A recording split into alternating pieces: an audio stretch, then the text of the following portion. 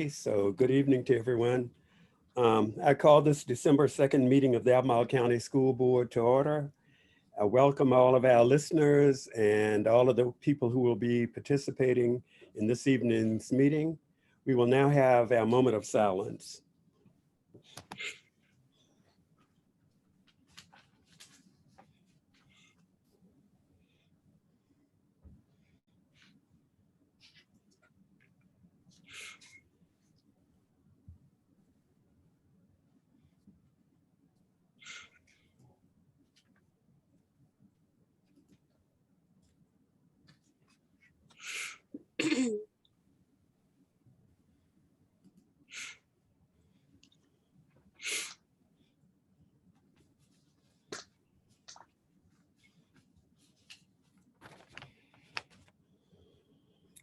Thank you.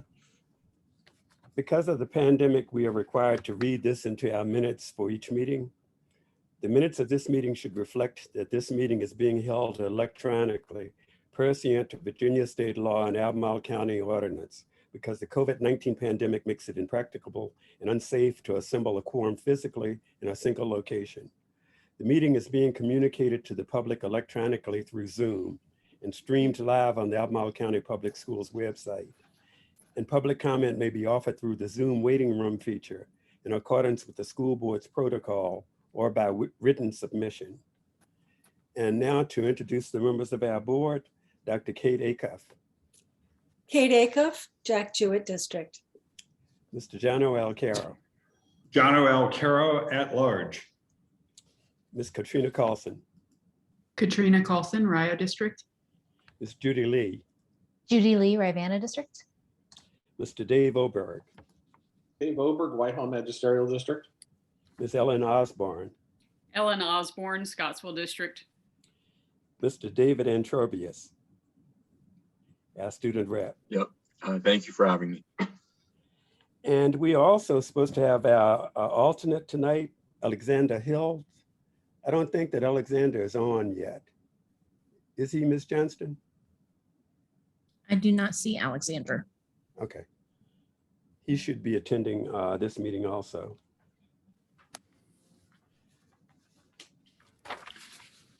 We now need a motion to approve our agenda for tonight. I move that we approve the agenda. Second. Moved by Mr. Alcaro, second by Ms. Lee, that we approve the agenda. Any discussion? If not, Ms. Johnson, could you please call the roll? Ms. Osborne, Yes. Ms. Carlson, Yes. Mr. Oberg,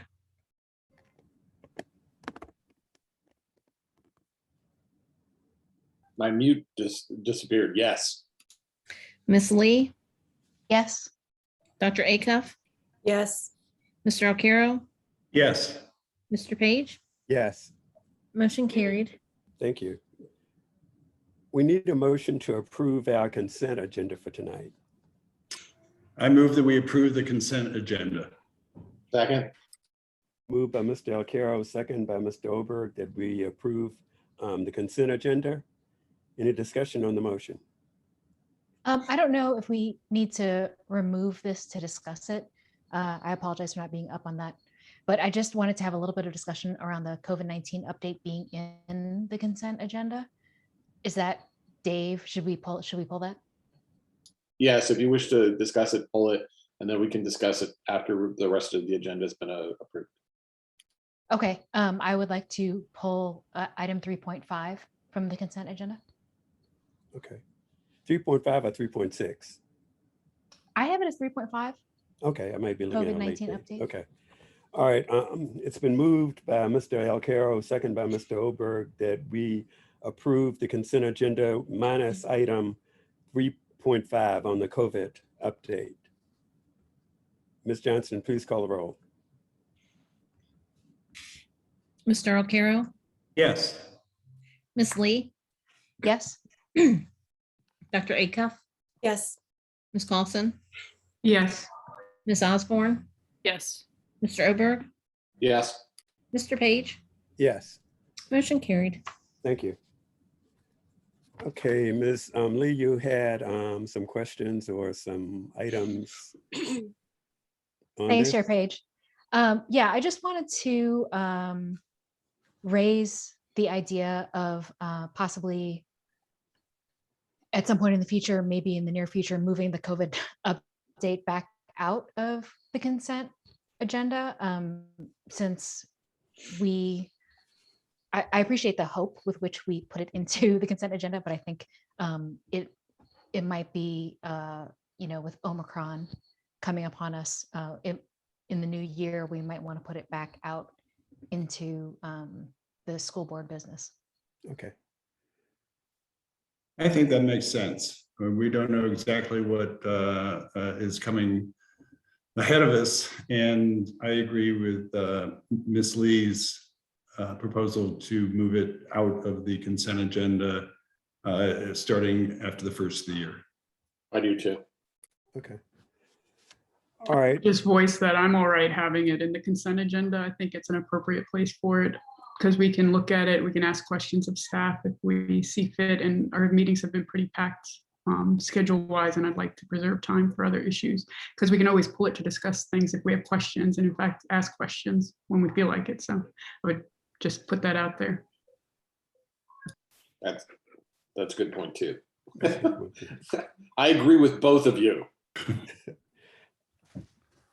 Ms. Lee, would you be in agreement with that idea that we could pull it out on those weeks that we have questions and then otherwise leave it as consent? Sure, and I guess we can see where we are at the start of the year.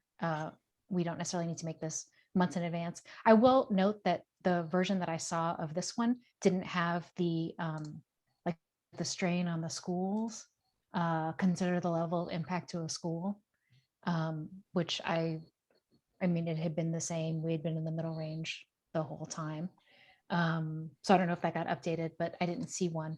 So I guess this is the first time it's been in the consent agenda, and I wonder if that's going to be a part of the ones that are in the consent agenda.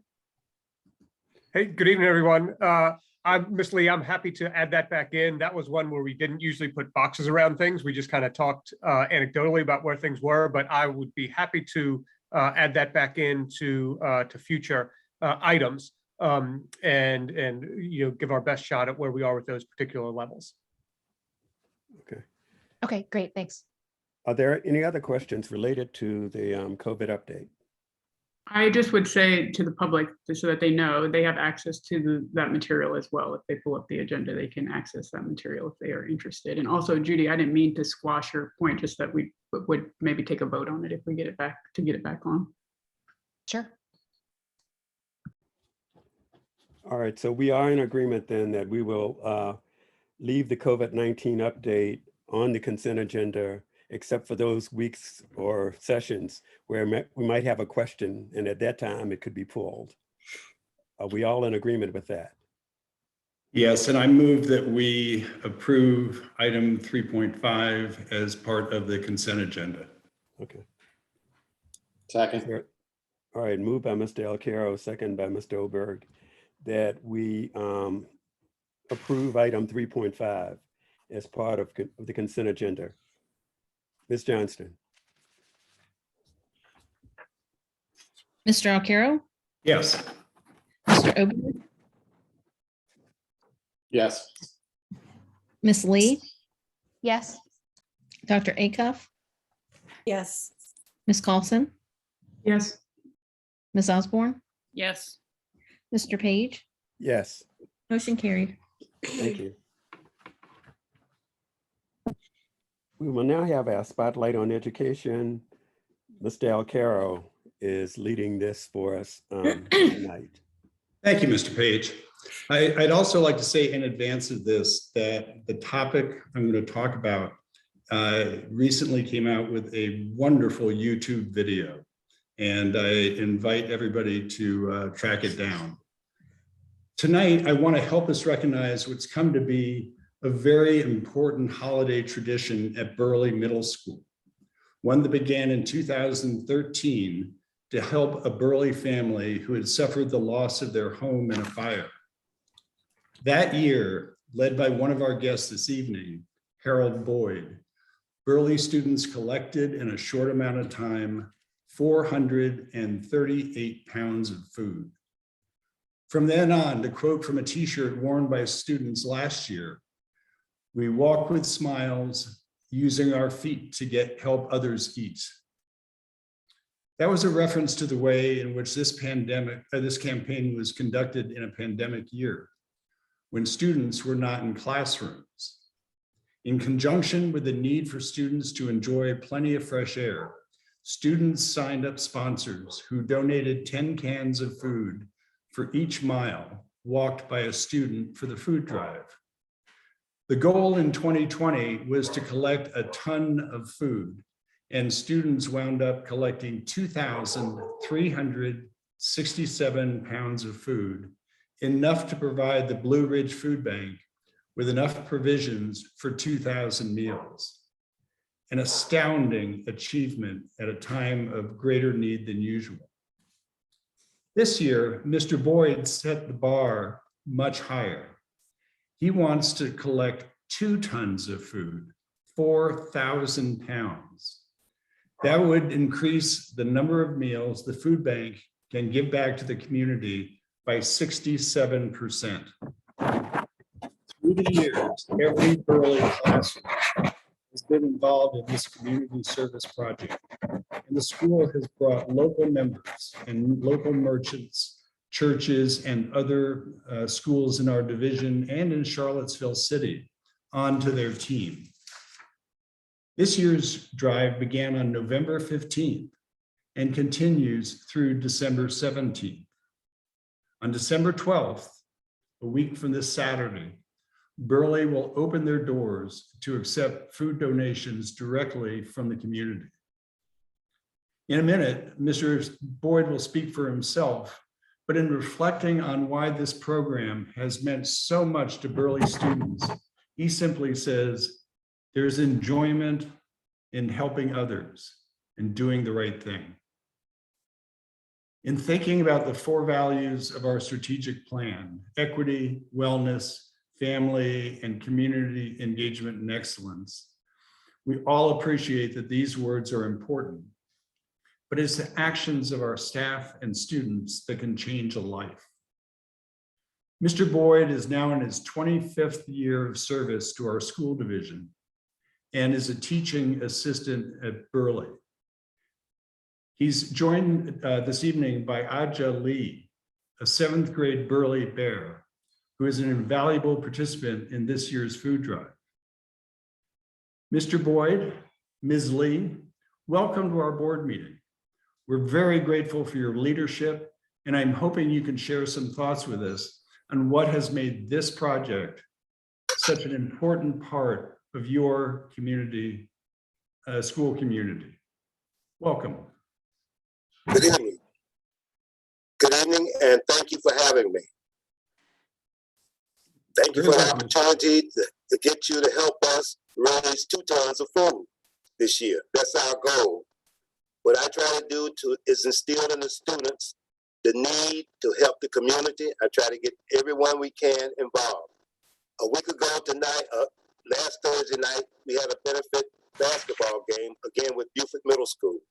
That started our kickoff for the food drive. We want to continue that. And one correction, on December the 11th, I gave the wrong date. We will have 2 of our team coaches here from 12 to 2 to collect food in the bus loop. I'm looking at a lot of faces on this panel, and I hope that every one of you all can bring us close to getting our 2 tons of food. At this time, I'd like to real excited this year because just FYI, because I know what the purpose of the school board is. We had 3 middle school sport programs run so far. Out of the 3 middle school sports programs, we had 28 AB honor roll students. And my pleasure is announced to say that 16 of them were boys and 9 were girls. And don't slight that number though, because we had twice the teams that the girls had. But then again, it's a pleasure to see 16 young men who wanted to make the honor roll. And that's what we push: responsibility and service to the community. I have a group here called the Thinking Crew. That Thinking Crew, what we try to do is instill students to look out for one another, to help themselves, to help out home, school, and community. So please give us all the aid that you can in helping us meet our goal this year. Right now, I'd like to introduce to you Ms. Aja Lee. Ms. Aja Lee is one of those honor roll students. She's also a two-sport athlete, and she carries herself extremely well in this school. And I'm proud to introduce her. Ms. Lee, it's all yours. Okay, hello, my name is Aja Lee, and I'm one of our Burley athletes that helped contribute to the food drive at school. And I just wanted to say that I think the Blue Ridge food drive donation was a great idea. I think it's good to help other people in need that do not have access to those things.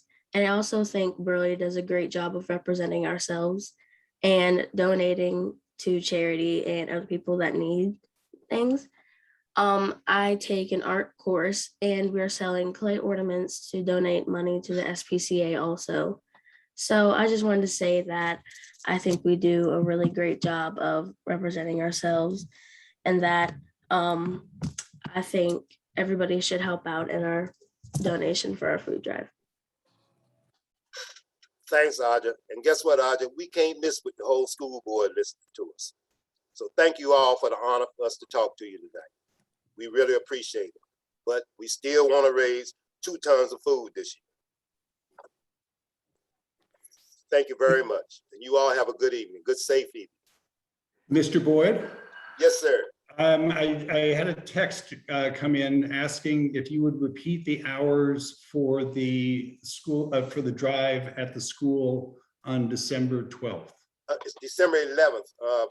It's December 11th. It'll be from the hours of 12 to 2. We'll be in the back bus loop. Okay, so just to repeat and verify, instead of December 12th, people can come to Burley Middle School on what would be Friday, I beg your pardon, Saturday, the 11th, from 12 to 2. Yes, as a matter of fact, prior to me coming on Saturday the 11th, I've already got a commitment from some people from my basketball program in Fluvanna. They're going to contribute too. So please help us out. Remember, think 2 tons. It's great. You know, the community involved at Burley Middle School is truly, truly impressive. Congratulations to you both. Thank you. And I got 2 words to say.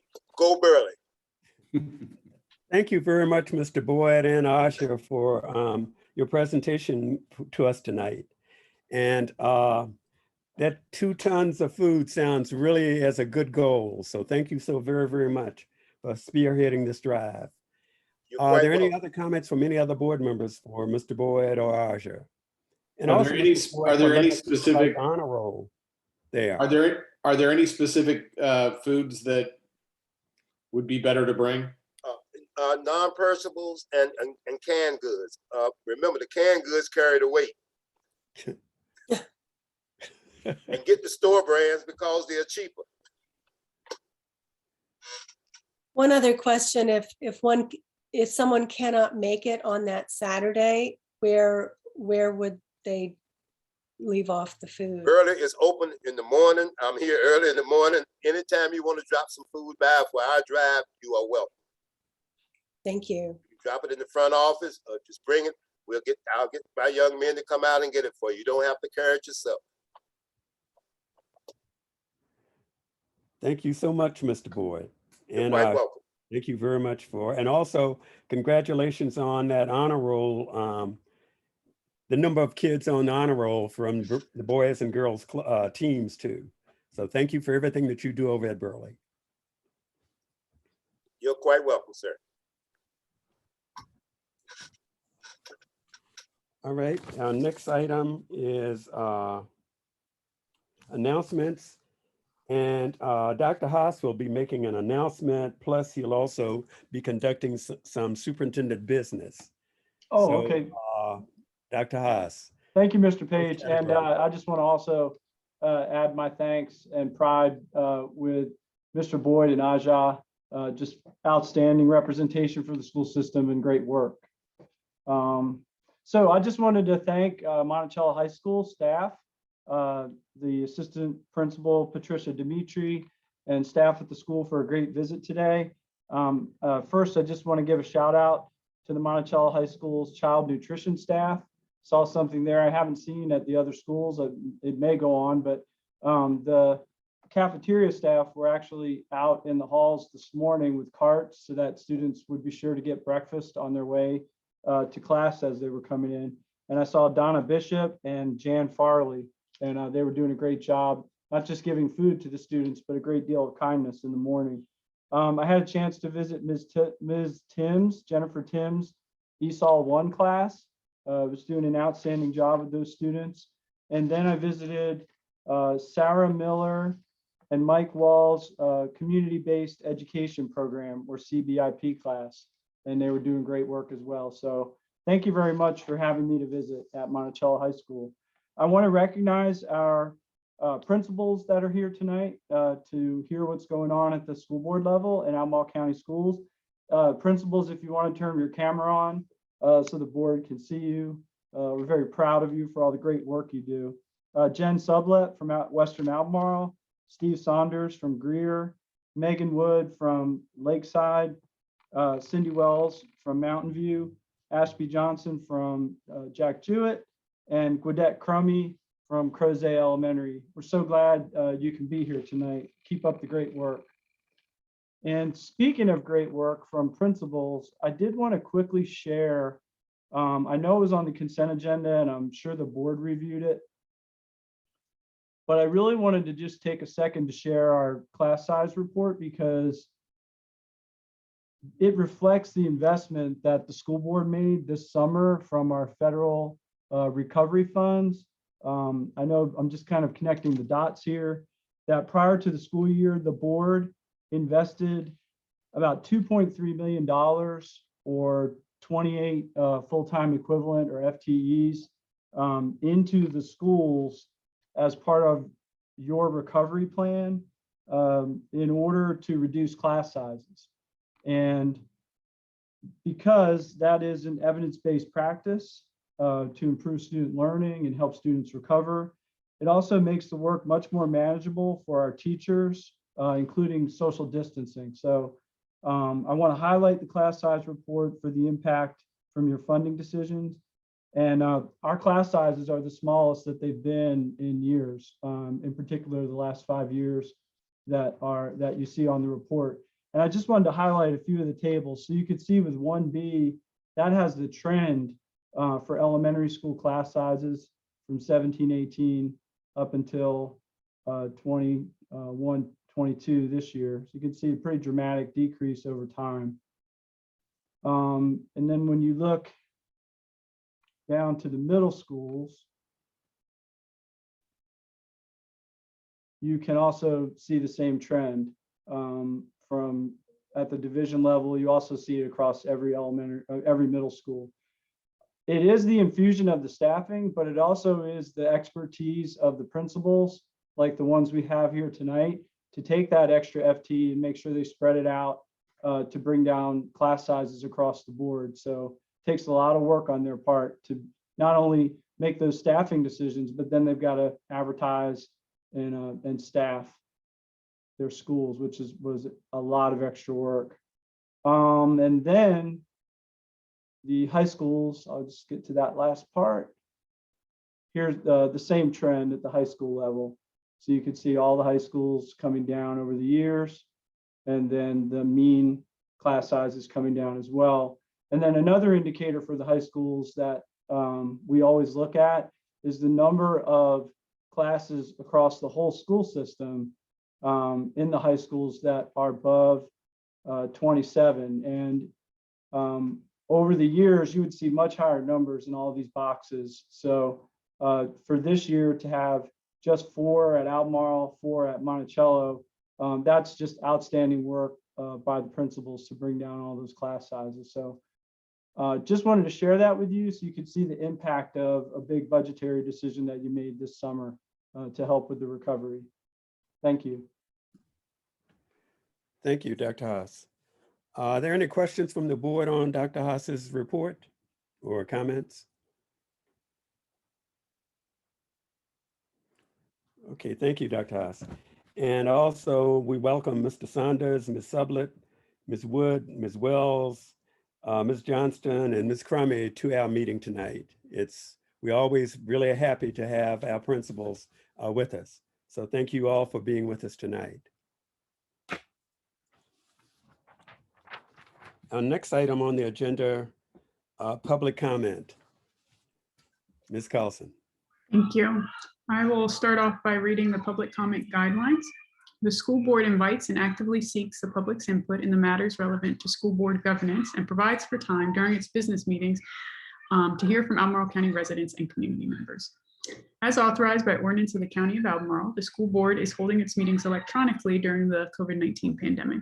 The school board is nevertheless committed to encouraging public comment. And for this reason, there will be two ways for the public to provide comment. First, as always, written comments may be submitted to the school board clerk prior to the start of the meeting or emailed directly to the school board and will be given to all the school board members for review. Second, as long as the school board holds its meetings electronically, members of the public wishing to provide public comment during the meeting may sign up online by 2 p.m. the day of the meeting. Before electronic comments starts, I'm going to announce the order. There are only two speakers today. So it will be Christine Koenig and Randy Zackerson. Speakers will be given 3 minutes to speak and they'll be notified when they reach the 2-minute mark. The notification is me holding up a finger, so you might want to be on the lookout for it or have yourself on a timer. Speakers during the meeting or those submitting written comment should state their name and address or magisterial district. Further, speakers should limit comments to those matters that are relevant to school board governance or the operations of the school division. Although the school board will not respond to comments made during the public comment period, school board members may address comments at the end of the meeting agenda under other business. So there's two speakers. We're going to start with Ms. Koenig. Let me see if I see her on. Mr. Zackerson has not joined yet.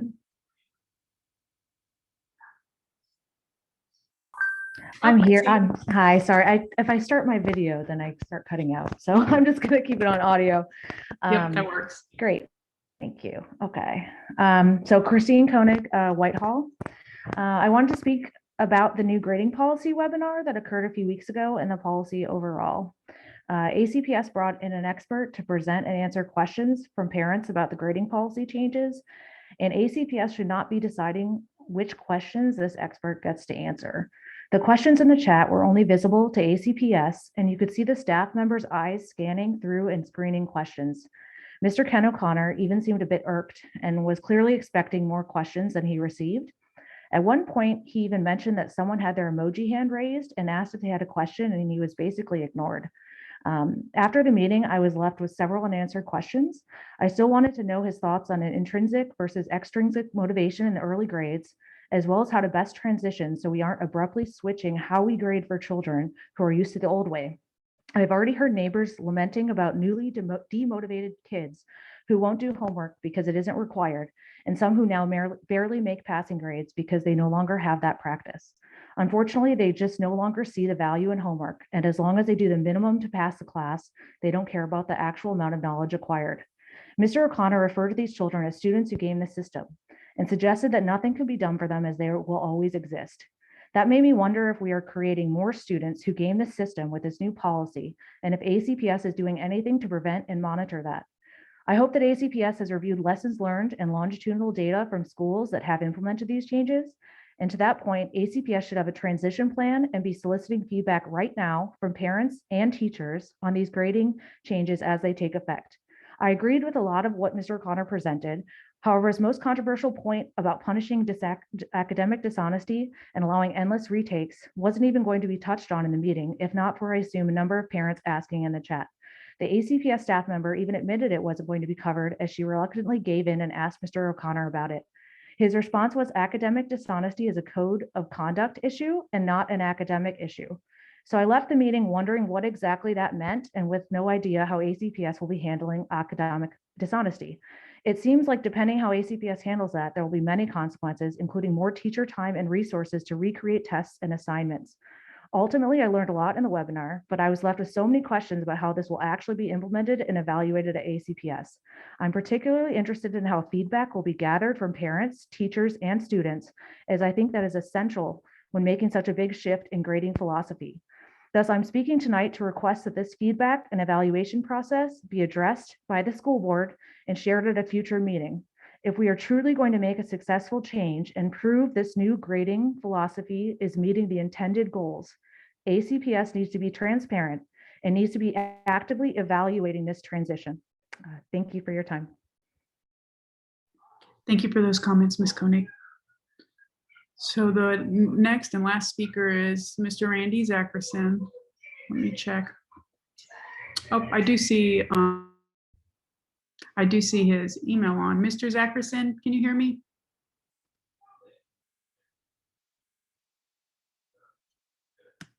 No, I don't Hello. see. Oh, there you are. Hi. Hello. You have 3 minutes when you're ready. Okay. Let me get my name up here, right? Got to follow the rules. Okay, my name is Randy Zackerson. I have 2 grandchildren in Samuel Miller District. As a matter of fact, I just ran for the Samuel Miller District School Board as a write-in candidate and received 26% of the votes after only a short 76-day and 9-hour campaign. So as I speak to you tonight, I speak not only for myself, but for the over 2,000 voters that apparently did not agree with their current school board representation. I met a lot of parents during the campaign. We had some great discussions, and I plan to bring some of those up in this and future meetings.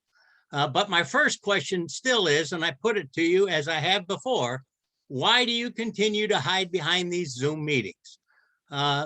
At the start, again, there are parents that want to get their views out there. This is obvious.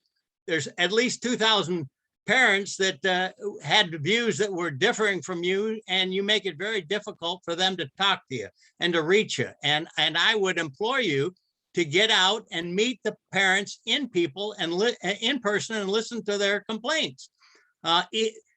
I've heard the complaint, the excuse, and it's purely an excuse from Graham Page that says, well, the county supervisors won't let us use the old Lane High School room that we always have. Well, you folks own 23 county buildings. Each of these beautiful buildings has a large auditorium, a cafeteria, and that could easily be used. And if these schools are safe enough for 13,000 plus students to attend each week, I think there's no reason why you 7 people can't meet at one of these 23 school buildings at any time and quit hiding behind the Zoom meeting. This is very impersonal and very difficult to communicate, and certainly doesn't foster two-way communication. So anyway, that's my first request, and you guys got to think about that. But anyway, back to what parents were saying.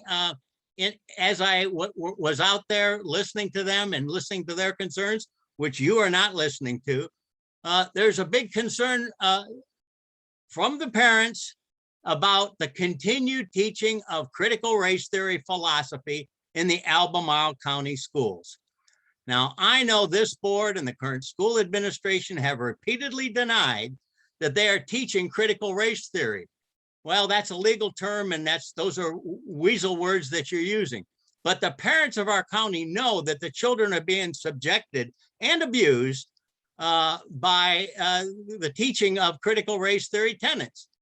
And they are sending me weekly examples. And go ahead. Mr. Zackerson, I appreciated hearing your thoughts. The 3 minutes are up. We have another meeting next week, or feel free to email us if you'd like. Okay, I'll bring up my 2 minutes of truth, or 3 minutes of truth now. next week. And it's, I'll Thank- continue to do that in the future meetings. Thank you. Thank you. That concludes public comment, and I hand it back to you, Chair Page. Thank you, Vice Chair Carlson. Next item, the 2022-23 School Division Calendar Update by Dr. McLaughlin.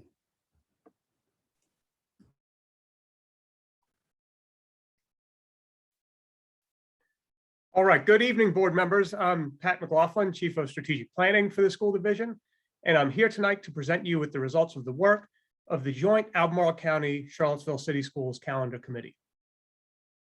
In your board packet tonight, you have a copy of the draft 22-23 calendar, as well as results of a community survey to get feedback on that draft.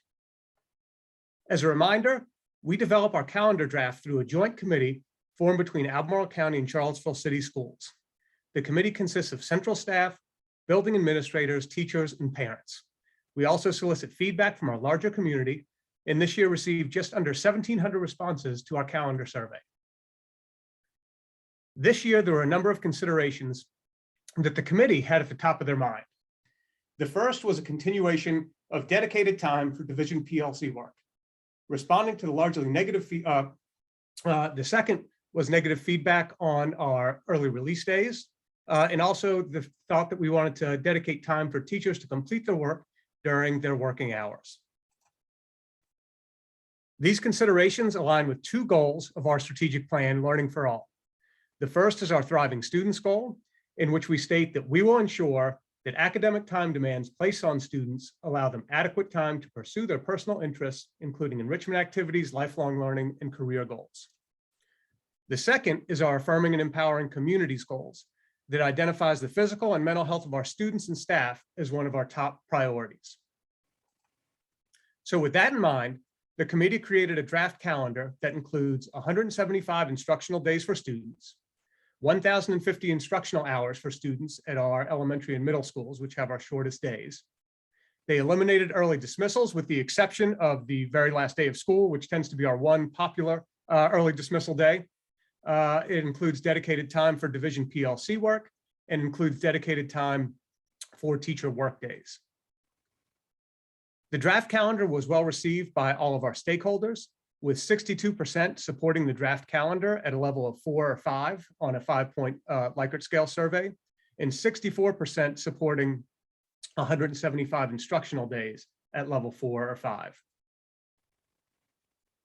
Support was at similar levels when we separate our community members from our staff, with 61% of the community supporting both the calendar and the shift to 175 instructional days. And when we broke this out by staff supported the draft at a rate of 64%, 175 instructional days was at 71%, and we also asked staff to what degree additional planning days would help them in their jobs, and 78% responded to that at a level 4 or a level 5 on the 5-point scale. So we feel that the committee has developed a calendar for next year that is strongly supported by the community and is in alignment with our strategic plan and the needs of the school division. We ask that you receive the calendar for information tonight, and we'll bring it back on the consent agenda at your meeting on January 13th. And I thank you for your time and will be happy to take any questions that you may have.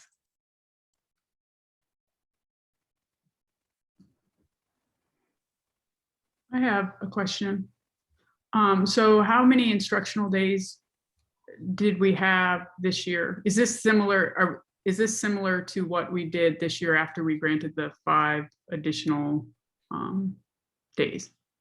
In terms of clock hours, it's probably similar. I haven't calculated the clock hours. We typically have a 180 instructional day calendar.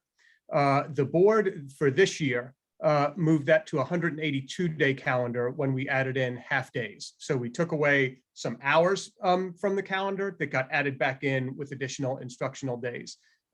We've since made some further adjustments to the calendar, as you all know, a couple board meetings ago, to put some additional teacher work days in there because of the stressors caused by the pandemic. So when you compare the current calendar that was most recently approved to this calendar, you would see a similar number of work days, of instructional days on there now.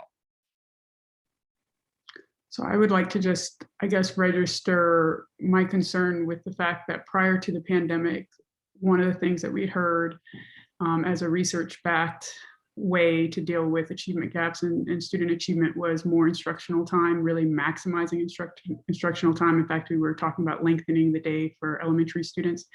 And so while I got the need to pull days out this year because of the situation we're in, I don't necessarily see the rationale for just making that an ongoing thing. I would rather, if it came to it, if we needed to grant additional work days, I'd rather work that in and pay our teachers accordingly for that time and still maximize instructional time. So I wanted to put that out there. And in terms of the survey, I guess one thing I am curious about is if we presented other options as well, which I think maybe we did, because I'm thinking if I had to answer a survey like that, I mean, it's a calendar, so I'm going to support it. I guess the question would be, if I had other options, which one would have the most support and from which stakeholders?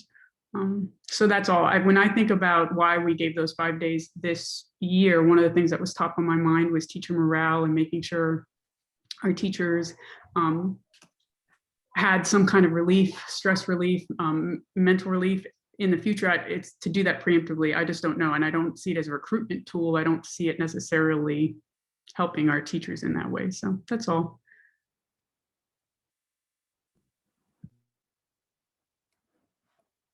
Thank you, Ms. Carlson. Are there any other comments from any other board members? Just a question. It's a joint committee with the city and the county. I'm assuming that there was agreement. Yes, we have aligned calendars that went to both boards. Thank you.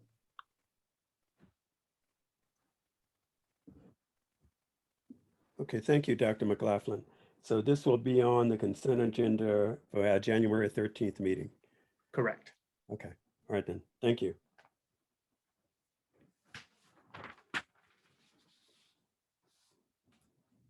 The next agenda item is the Mountain View capacity update, and this will be led by Ms. Hauptman, Ms. Sheila Hauptman.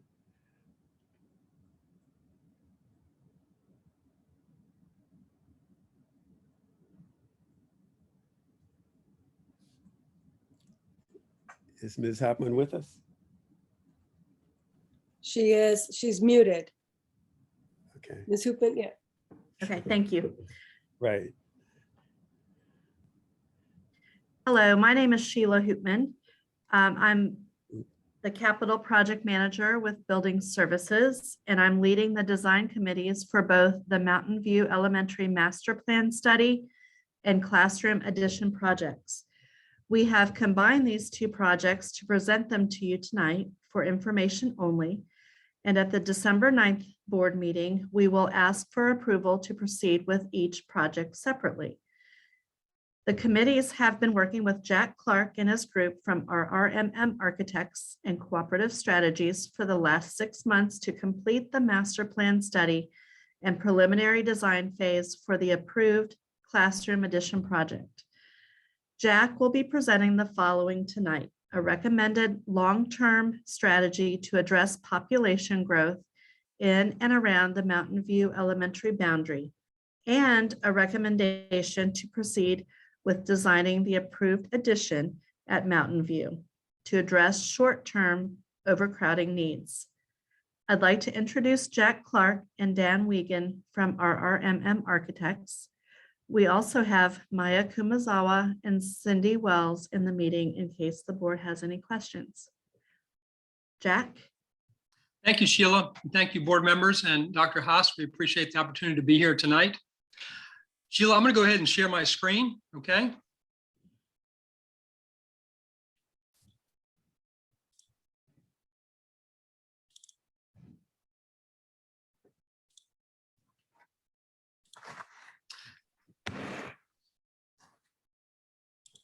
So we're here tonight to talk about the capacity update at Mountain View. And I'm going to give you a little overview and start off with the school.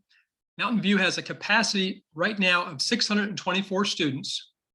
The recent school enrollment is 715. That includes 38 pre-K students.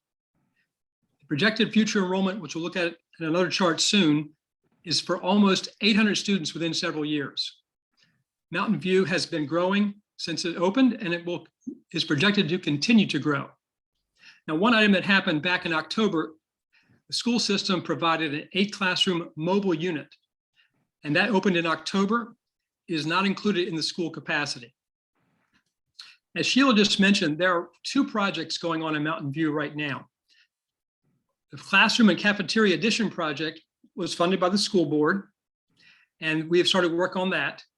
But also, back in April of this year, we were asked to put together a master planning study for Mountain View. And for that master planning study, we are to the point now where we have a recommendation. Multiple options were considered for the school, and we received feedback from the staff and the community. That feedback included staff meetings in May and in November, community presentations also in May and November, and then online and paper surveys were conducted back in November, and we're going to report on the results of those surveys. The Cafeteria and Classroom Edition project, construction budget was $6.1 million for that. The approved project scope was to add 6 classrooms and a cafeteria addition to Mountain View. Now, we've had some planning discussions and feedback with the staff and other members of Albemarle County staff, as well as the principal. And we've got some discussion items we want to talk about as far as other needs for the facility. There's also been some significant cost changes in the construction market since this original budget was put together. We will talk about those a little bit too. So the first part is the master planning study for Mountain View. This was a division-wide study of school capacity and enrollment, aiming to develop a master plan for the future development at Mountain View. There are 2 parts to this master planning study. The first part was a subdivision yield analysis. That was to study student demographics and housing and develop a yield analysis for all the subdivisions planned in that area. The second part was a master planning services facilities study, and that would provide a recommended strategy to address population growth in and around Mountain View. First, the subdivision yield analysis. A 38-page report has been provided to the school board. The cover is over here on the right side of the screen. The purpose is to determine the potential growth for planned housing developments and the impact it has on the Albemarle County Schools student population. That's been provided to you all. The second aspect of the master planning study was to develop facilities and consider them. So a 15-member study committee discussed and reviewed and evaluated multiple options and then developed a recommendation for future development. Now, this committee met weekly throughout the spring. And then we also, as I mentioned, we presented to the staff in May and in November, getting their feedback. Also had community meetings in May and November. And then the feedback was requested and received. This chart shows the enrollment at Mountain View. The blue line is the enrollment. It did see a dip with COVID-19, but the trend is continue up. And as you can see over at the right side, we're up to almost 800 students by the 25-26 school year. As I mentioned earlier, the green line is the capacity, the building capacity at Mountain View is 624 students. This bar chart here shows all of the elementary schools in Albemarle County, and the average elementary school capacity is 478. We looked at this chart along with the thoughts about the benefits of smaller schools, and we looked at some data that was produced and provided for us with that. The next chart here shows the comments received at the May 14th staff meeting. And the main comments related to cafeteria size and the noise, need for a new school, the need for more admin space, and then improved circulation inside the building. And the greatest needs cited was for more resource type spaces in Mountain View. Facility options. the main focus of the committee was to look at options for what to do with Mountain View. Now, we had a lot of options that were considered. The main options that were considered but were not recommended included these: to build a new early childhood, which would be a pre-K and K building on the Founder Place site, move one or more grade levels from Mountain View to Walton Middle School, build additions to increase the capacity of Red Hill Elementary School by about 200 students, and then redistrict students from Mountain View to Red Hill. The fourth item that was considered but not recommended was to build a new 400 to 500 seat pre-K to 2 school in the Mountain View attendance zone. And the current Mountain View becomes a 3 to 5 school. So the school would be divided up by different grade levels. Another option not recommended was to build additions onto Mountain View to increase the capacity to 850 students. And then the last one is to build a new 800 to 850 seat school to replace Mountain View on an acquired site. So those were some of the main options that were considered but not recommended.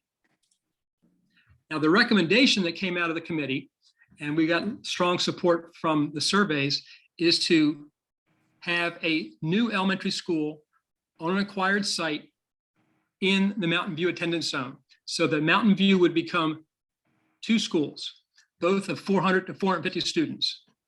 So a new elementary school is the recommendation. The estimated cost for that new 400 to 450 student school would be about $42 million plus land cost. The timeline for completion is in the 5-year range. And if approved to proceed in the next few months, the new school could potentially be open for the 26-27 school year. As I mentioned, there was surveys taken, both online and paper, to rate the support for this recommendation. The survey was set up on a scale of 1 to 7, 1 being no support, 4 being some support, and 7 being strong support. So 128 responses were received. The vast majority were in the some support to strong support, and well over half were in the 6 and 7 range. In fact, the weighted score here is 5.89. Some of the feedback that was received on the staff meeting, we have over 60 comments were received. This is the member for staff meeting. The main thrust was new school. Quotes up here: excited about a new school, needed for a long-term solution, build a new school, etc. There are other comments received related to the existing facility that we're taking into account as well.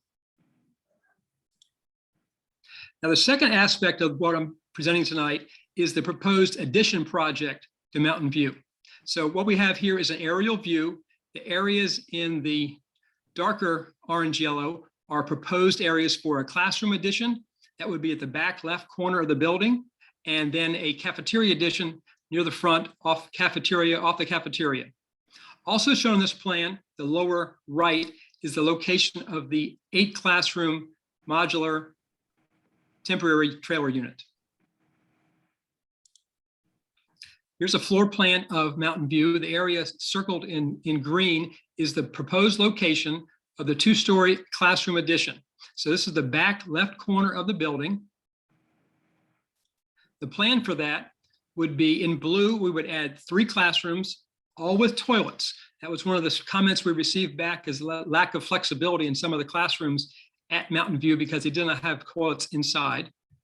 The reddish brown area is a flex room or a resource type space. And then of course the yellow are the corridors. We would connect through, creating a new courtyard, connect through to the back 2-story classroom wing, which would be the back on the right, and down to the 1-story addition that was done 10 or 15 years ago with the other red arrow. So this area of addition on the first floor would connect through to both existing corridors, creating a new courtyard and increasing the positive circulation inside the building. We also have a faculty toilet in here, which is another comment we received. The second floor plan is similar to the first floor plan, but there's only 1 corridor connection, that's the red arrow, because that's a 2-story portion of the building. So this is a 2-story classroom addition added on to connecting on the second floor to the existing two-story portion. There's also a flex size, office size flex space that's in the orange area here. But most spaces do project up from the first floor. So we have 3 classrooms and a flex room. The cafeteria addition is proposed to go on the front of the building, connecting to the existing cafeteria. This plan in pink is the cafeteria expansion. There would also be the yellow area as a new corridor coming out. There's an existing exit comes out from the building there. We would also move the covered walkway from the bus drop off and connect it through. So we still have a covered walkway from the bus area into the building.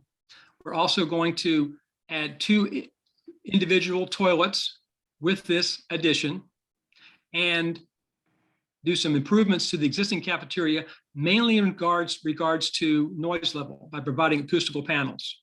So the cafeteria addition would expand the dining and add 2 new toilets. Along with this project, there are proposed improvements outside the building. Additional parking would be added. We want to look at the bus loop and parent drop-off improvements, and then playground and playfield improvements. The area circled in blue would be a playground space geared mostly towards pre-K and K students. The area in the orange would be a playground space for grades 1 to 2, and in yellow would be grades 3 to 5. We also want to do some work on the existing playfield, mainly to do with drainage and do improved drainage at that playfield. This is a plan showing these proposed improvements. The 26 additional parking spaces are shown by a new lot that is ever closer to the main road, Avon Street extended from the existing lot. That's the area in gray at the upper left. That would add about 25 additional parking spaces. Now, the bus loop improvements and the parent drop-off improvements, this item was not part of the initial project request. This came out of our discussions with the staff and the principal, Cindy. The bus loop situation, parent drop-off situation is very congested at Mountain View. In fact, we've got people stacking up out on Avon Street extended, and it doesn't work well now. So what we're proposing to do is to move the parent drop-off to the south side of the building or the bottom of the sheet. This next plan shows by diagram with the red and blue arrows how we propose to make that change. So imagine you're a parent, you would turn in, you're in the red arrows, you would turn in and go down at an area that's separated from the bus loop by a raised curb, kind of like a sidewalk, concrete raised curb. You would go down all the way through this area of parking at the south end of the project, and you would come to a cul-de-sac and turn around and come back up. And then we would create an area for drop-off right here with a canopy connection from the existing canopy. The improvement here is that we are separating the buses and the cars, and we are giving lots of stacking space for parents for the morning and the afternoon. For the buses, that would be the blue line. The blue line would follow a very similar arrangement that they have right now, where they come in and go up and drop off students in the morning at the canopy.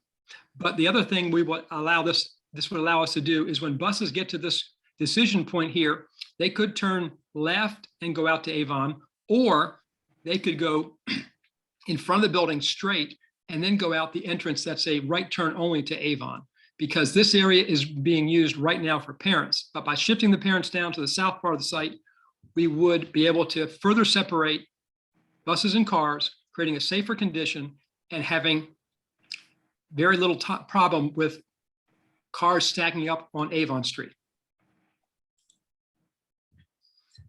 This is a diagram, and what we're showing here are the improvements proposed for the playgrounds and playfield at Mountain View.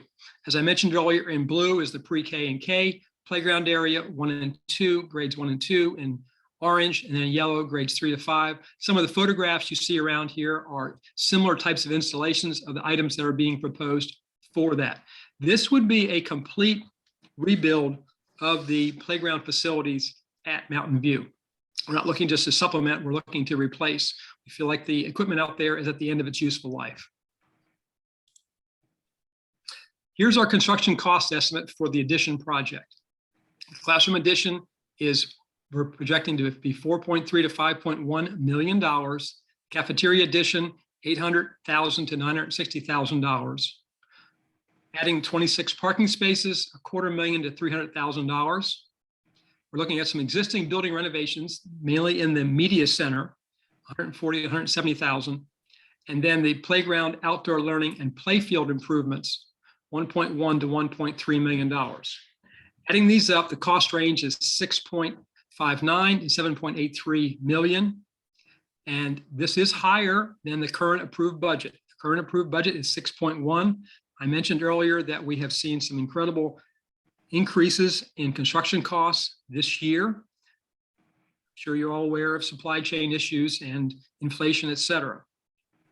Now, associated with this project, as I mentioned earlier, the bus loop and parent drop-off improvements were not included in the original construction discussion, project discussion. We have looked at those and thought that it should have strong consideration. So we were thinking that we could do an additive alternate. That's on bid day, contractors provide a separate price for this. And an added alternate for this would be in the $600,000 to $750,000 range. There's also some work that could be done as far as HVAC replacements and upgrades in the existing building, the existing classrooms that are there from the original building, to replace those. $900,000 to $1.1 million. Now, there is a potential for funding of those through the Albemarle County Schools maintenance program. Project schedule, schematic design, September through November. We are here in December looking for school board review. Design development would be the next 2 months, December to January, and we would hope to come back to you for design development school board review in February. Then we would proceed for our construction documents and our site plan approval process from February to July, bidding in July to August, and then construction from August to early fall of next year, 2020. I'm sorry, 2 years, 2023. So August 2022 to early fall 2023. Summary, the staff recommendation is to build a new school at an estimated cost of $42 million plus land costs that will take approximately 5 years for project completion. It is also recommended to build the 6 classroom and cafeteria additions at Mountain View to alleviate the overcrowding over the next 5 years. These 2 charts try and show what's going on with Mountain View as far as capacity and enrollment. The chart on the left is if there is no expansion. So a little over 600 line here, that is the current building capacity. That's the area in pink that runs across the sheet, a little over 600. The area in blue is the enrollment, and that's current enrollment or projected enrollment. And so as we see, it's close to 700 and going up towards 800. Now, the trailers have been added, the 8 classroom trailers. That's the area in yellow. And so what has happened here is that the capacity for Mountain View has increased to the line of the yellow. And so the line of the yellow is right at or just below the enrollment as we get to 2024, 2025, 25, 26. If we were to do the expansion, what we see here is that the building expansion comes on, and all of a sudden what we have is we have a capacity that has been increased. And what that allows is the opportunity for flexible spaces in the building. What could those flexible spaces be for? One of the things that's lacking right now at Mountain View are spaces for things like small group instruction, resource programs, pull-out programs, enrichment, even things like a faculty lunchroom. So if the expansion is added, what we do is we have a flexible opportunity here to accommodate those programs, because the enrollment shown increasing. The capacity is just for regular classrooms, not showing anything for those enrichment resource type spaces. Next steps. At your next board meeting, which is the 9th, the staff is asking for approval to proceed with building a new school and for the project for the new school to be placed in the CIP. And we're also looking for approval of the addition project schematic design and at a future date to discuss supplementary funding for the addition project. So that's my presentation. Thank you so much. And we're here to answer any questions.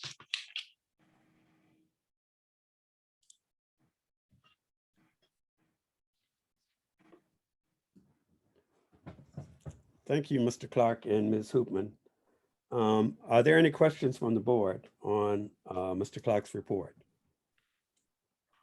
Well, we did, as a school board, rank highly replacement or an additional school in the mountain, in the southern feeder pattern. That is certainly not an accomplished deal in our negotiations with the county as of yet.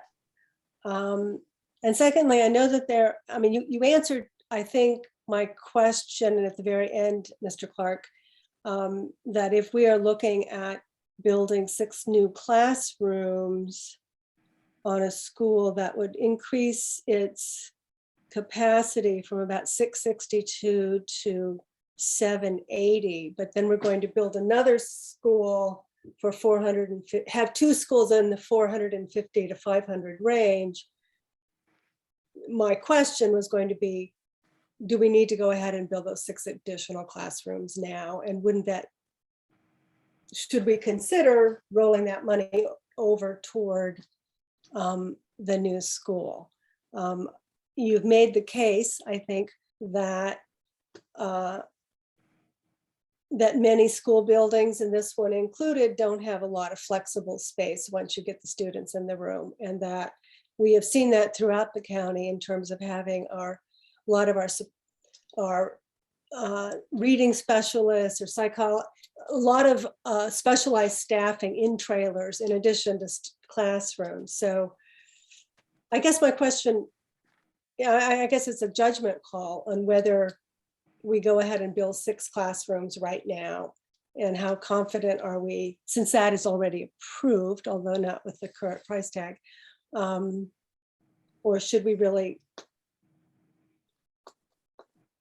pull back that $4.5 to $5 million toward site acquisition for another school?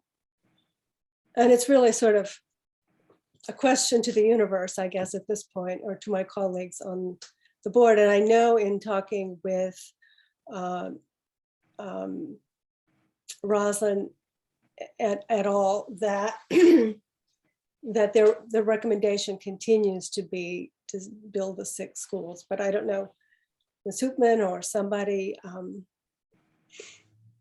persuade me.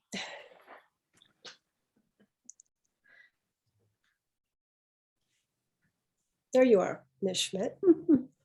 Before you answer, Ms. Schmidt, I would echo those same, that's what popped in my head, is just, I would want to be creative. If we're anticipating pushing for a brand new school, then we need to revisit what we're trying to do with Mountain View. Learning itself is changing right now. Things are happening differently. It would be great if we could just get 6 extra classrooms for additional learning space, but if it's not to address capacity, it's just because it's already in the budget and we know we need to build a new school with a $45 million or $42 million price tag, then that's a tough sell. So yeah, I would want to be creative then and come with that knowledge when we're designing whatever addition we're doing at Kale, because perhaps then trailers are okay. It's just going to be for additional learning spaces. Maybe it's just the soundproofing in the cafeteria, things like that. Well, I would say that the mobile classroom unit, currently the 5th graders are out in that classroom unit, and it would be great to get those students into the building. I know that something that was discussed was that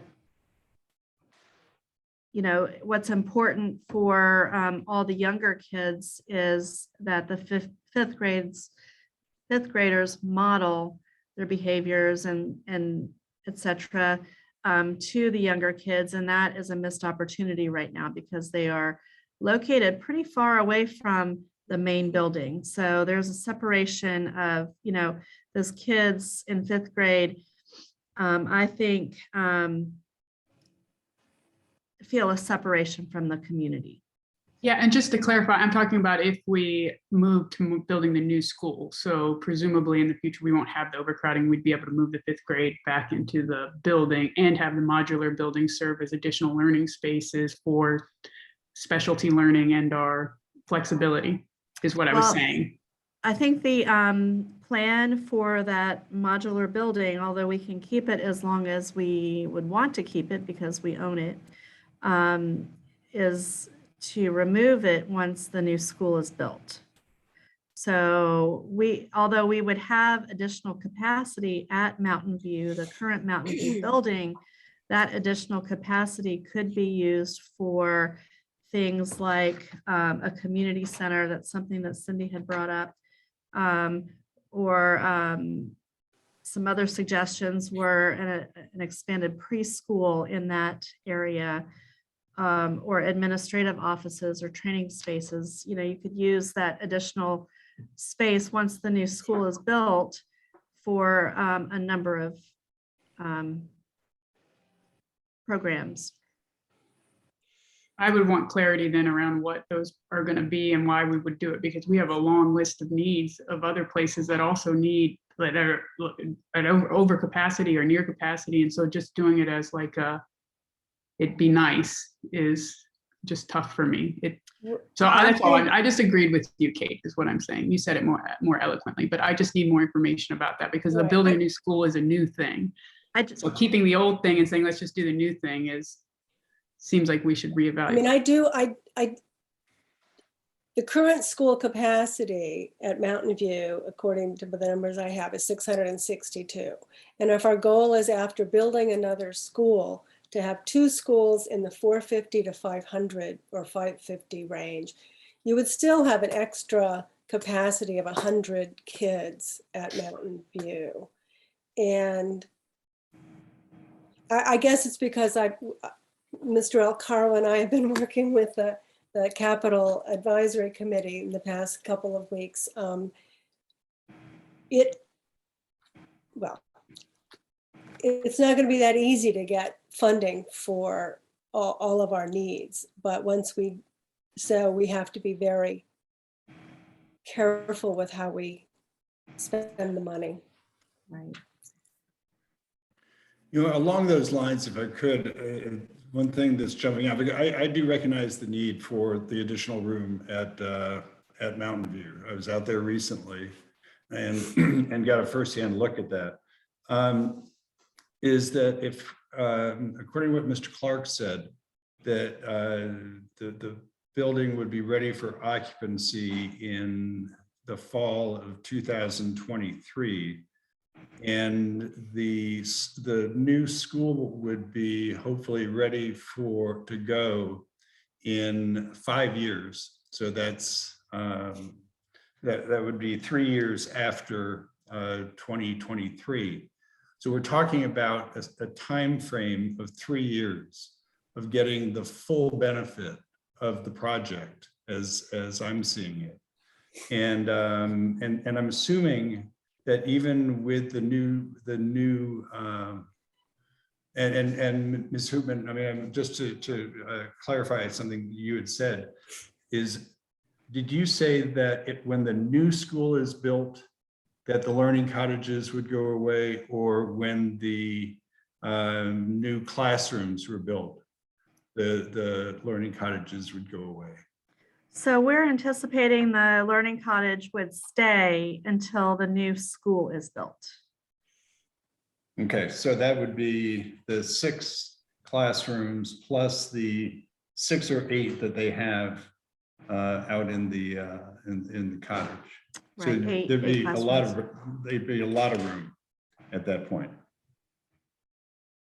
I mean, there'll be, some growth potential within the next few years. When you add the 6 classrooms and you keep the 8 classrooms. And then you would say that when the new school is built 3 years after that is when it would go, because there wouldn't be as need for as much capacity. Correct. At Mountain View. Okay, I just wanted to clarify. Yep, correct. Can we see if Ms. Wells can tell us a little more about what difference having those classrooms would make?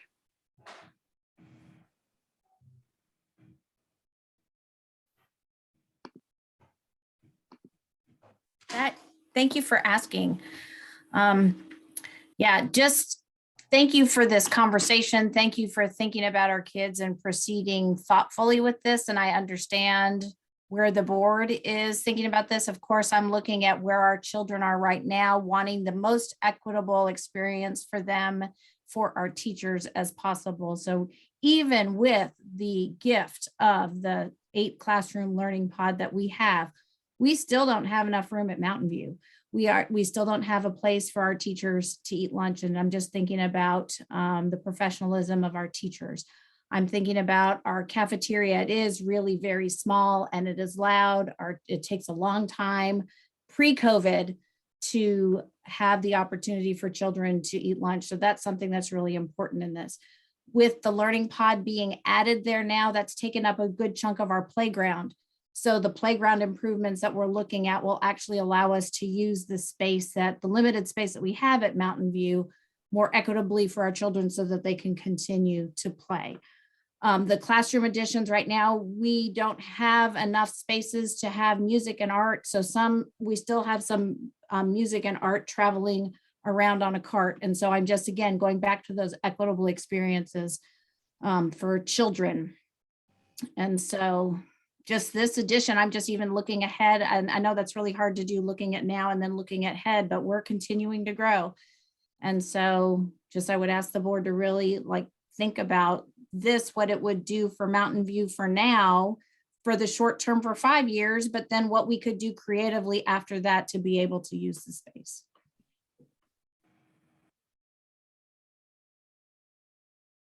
Thanks. How confident are we on our growth numbers? It seems like we have underestimated the growth in that area in the past. I would say, I'll try, I guess Maya's on here too, but I'll chime in. Enrollment projections, or they're projections. You're right, we have under projected in this area. The other variable in all of this is the impact of COVID and trying to predict enrollment projections after COVID is proving extremely challenging.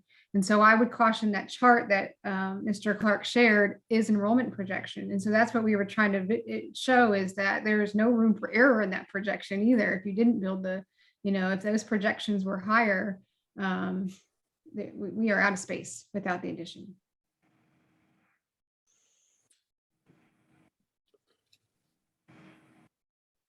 Are there other questions from the board? I don't have a question, but I would really encourage both the addition and the new school.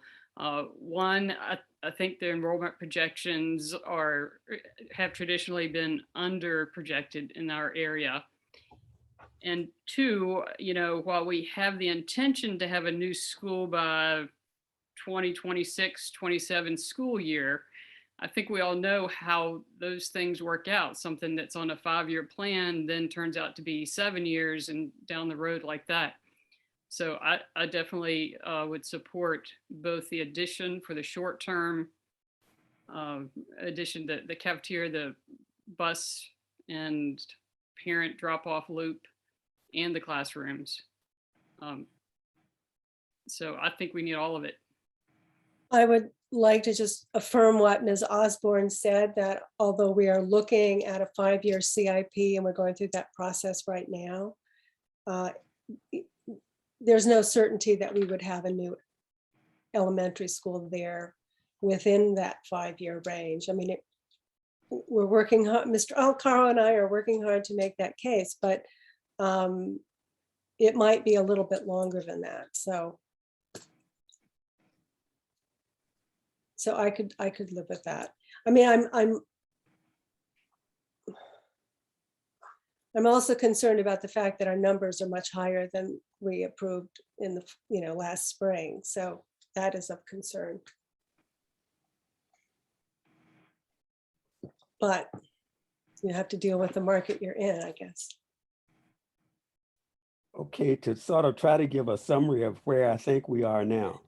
I think with Mr. Clark's presentation, he was saying that on December 9th, the group would like to have 2 approvals from the board, one to proceed with planning for the new elementary school, and the second one to approve the schematic design and other steps along the way for the renovations at Mountain View. From what I'm hearing, are we asking the staff to also include in that approval for the schematic design information about possible other uses of the building once the additions have been added, and maybe other information about how much we really need those additions? Are those things that we'd like to have also included in that report before we approve?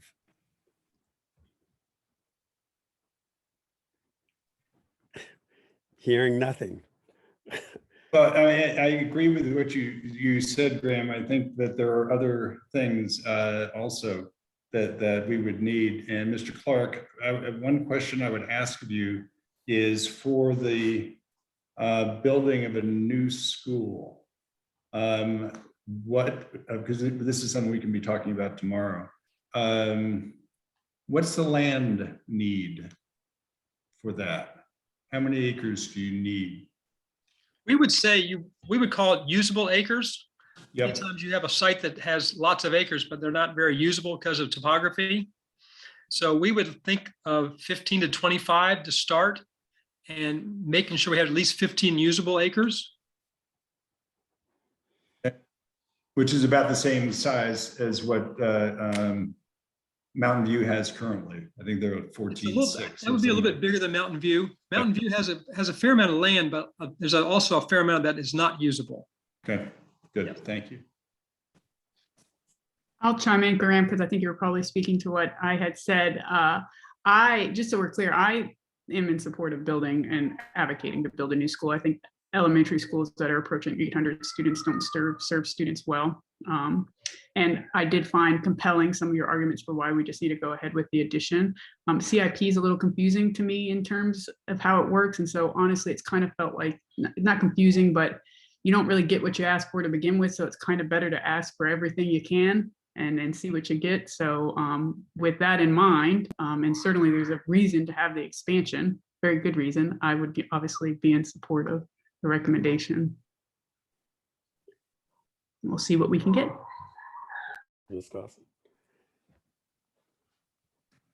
So are we saying then that the additional information that we would need would be possible uses of the spaces after the new school is built?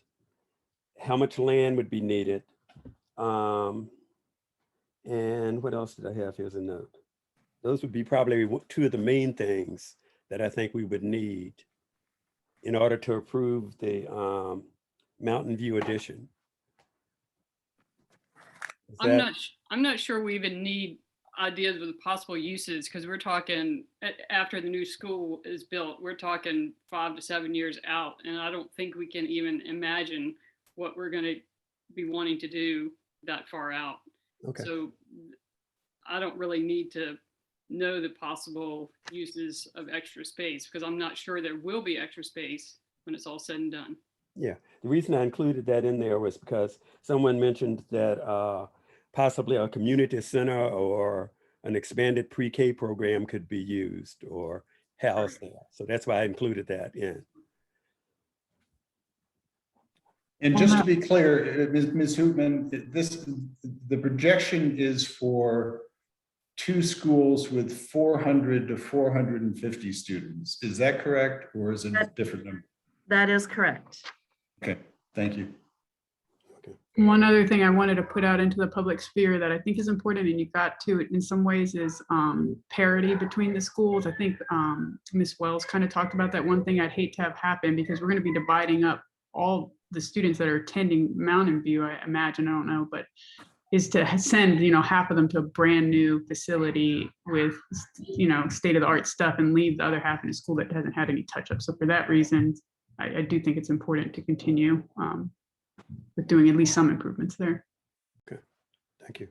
And that might need some of the modernization money that we're also talking about from the at the CIP level, because just as we didn't want to build another high school, potentially, this is going back a few years, and then have 3 other comprehensive high schools that weren't up to the same standard as the new one.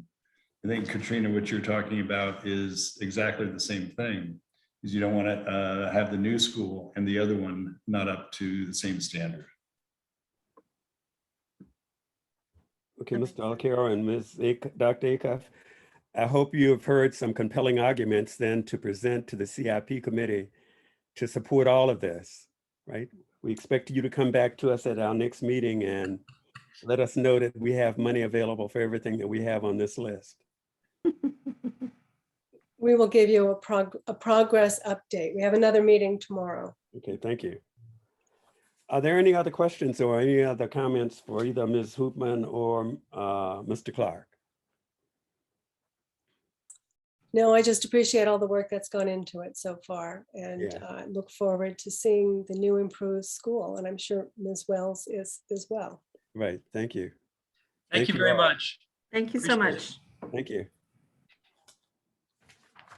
Our next item on the agenda is the Crosie Elementary School redistricting plan, and this will be presented by Dr. Haas. Thank you very much, Mr. Page. So we're going to be presenting my recommendation for redistricting based on the advisory committee. I received the recommendation on Monday night, and so I'm going to turn things over to Dr. McLaughlin to walk us through it. Thank you, Pat. Yeah, thank you, Dr. Haas, and good evening again, school board members. I'm Pat McLaughlin, Chief of Strategic Planning for the school division, and I'm here tonight with Maya Kumazawa to provide information about the work of the Redistricting Advisory Committee for the expansion of Crosie Elementary School. So in tonight's presentation, we'll provide you with background information about the project, remind you of the objective and scope that you provided to the committee, review the scenarios that were considered by the committee, and finally, Dr. Haas will make his recommendation at the end of the presentation. So let's begin. I'd like to begin with a bit of history about why the decision was made to add on to Crosie Elementary, as well as review past redistricting that has impacted the school. So in 2019, the Long Range Planning Advisory Committee recommended that Crosie Elementary be expanded to accommodate capacity conflicts at both Crosie Elementary and Brownsville Elementary schools. Since 2008, you can see that the student population at Brownsville has grown significantly and is expected to continue to grow. Planned new development in the area is high, and the population is forecasted to grow even more rapidly than in other parts of our county. The recommendation to expand Crosie was approved through the capital improvement planning process. And as a brief overview, the addition will add 17 classrooms and additional support spaces. Other improvements include HVAC systems, including the county's first geothermal system, renovations to existing portions of the building, and site improvements. Construction is underway, and recent updates include the completion of the expanded playground, the bus loop, and the administration area renovation. The kitchen addition is scheduled to be completed in the spring, and the remaining addition will be completed this summer. You have to go back quite a few years to find the most recent redistricting plans that have impacted Crosie and/or Brownsville elementary schools. The first took place 14 years ago in 2007, when 24 students were moved from Crosie to Meriwether Lewis Elementary School. The second took place in the fall of 2009, and this was a larger redistricting in response to a significant addition at Brownsville. In that process, about 100 students who live in the areas you can see here were moved to Brownsville from Crosie. And if you recall, one of the guiding principles that you gave to the committee was to ensure that at least 3 to 5 years or 5 to 7 years between redistrictings of students when we do these expansion projects. You can see that with Crosie and Brownsville, we are well within that time frame. So knowing that redistricting would need to take place in order to populate the new addition to Crosie, the board directed staff to form a redistricting advisory committee, and they set an objective, scope, and guiding principles for the committee. The stated objective of the study was to address the current and projected overcrowding at Brownsville Elementary School, and the scope of the study was to involve only the current Brownsville and Crosie Elementary School districts. The board also approved a set of guiding principles for the committee's work, which included that attendance areas should serve the district for at least 3 to 5 years with a goal of 5 to 7, that attendance areas should be largely contiguous, that walk areas for each school should be considered, transportation routes should be as efficient as possible and try to minimize ride times as much as we can, that neighborhoods should be assigned to the same school whenever possible, and if feasible, greater demographic balance among the impacted schools should be strived for. One of the things that the board said should be outside the scope of the committee is whether to allow existing students to remain in the school, and that would be considered by the board once they make a decision on the redistricting.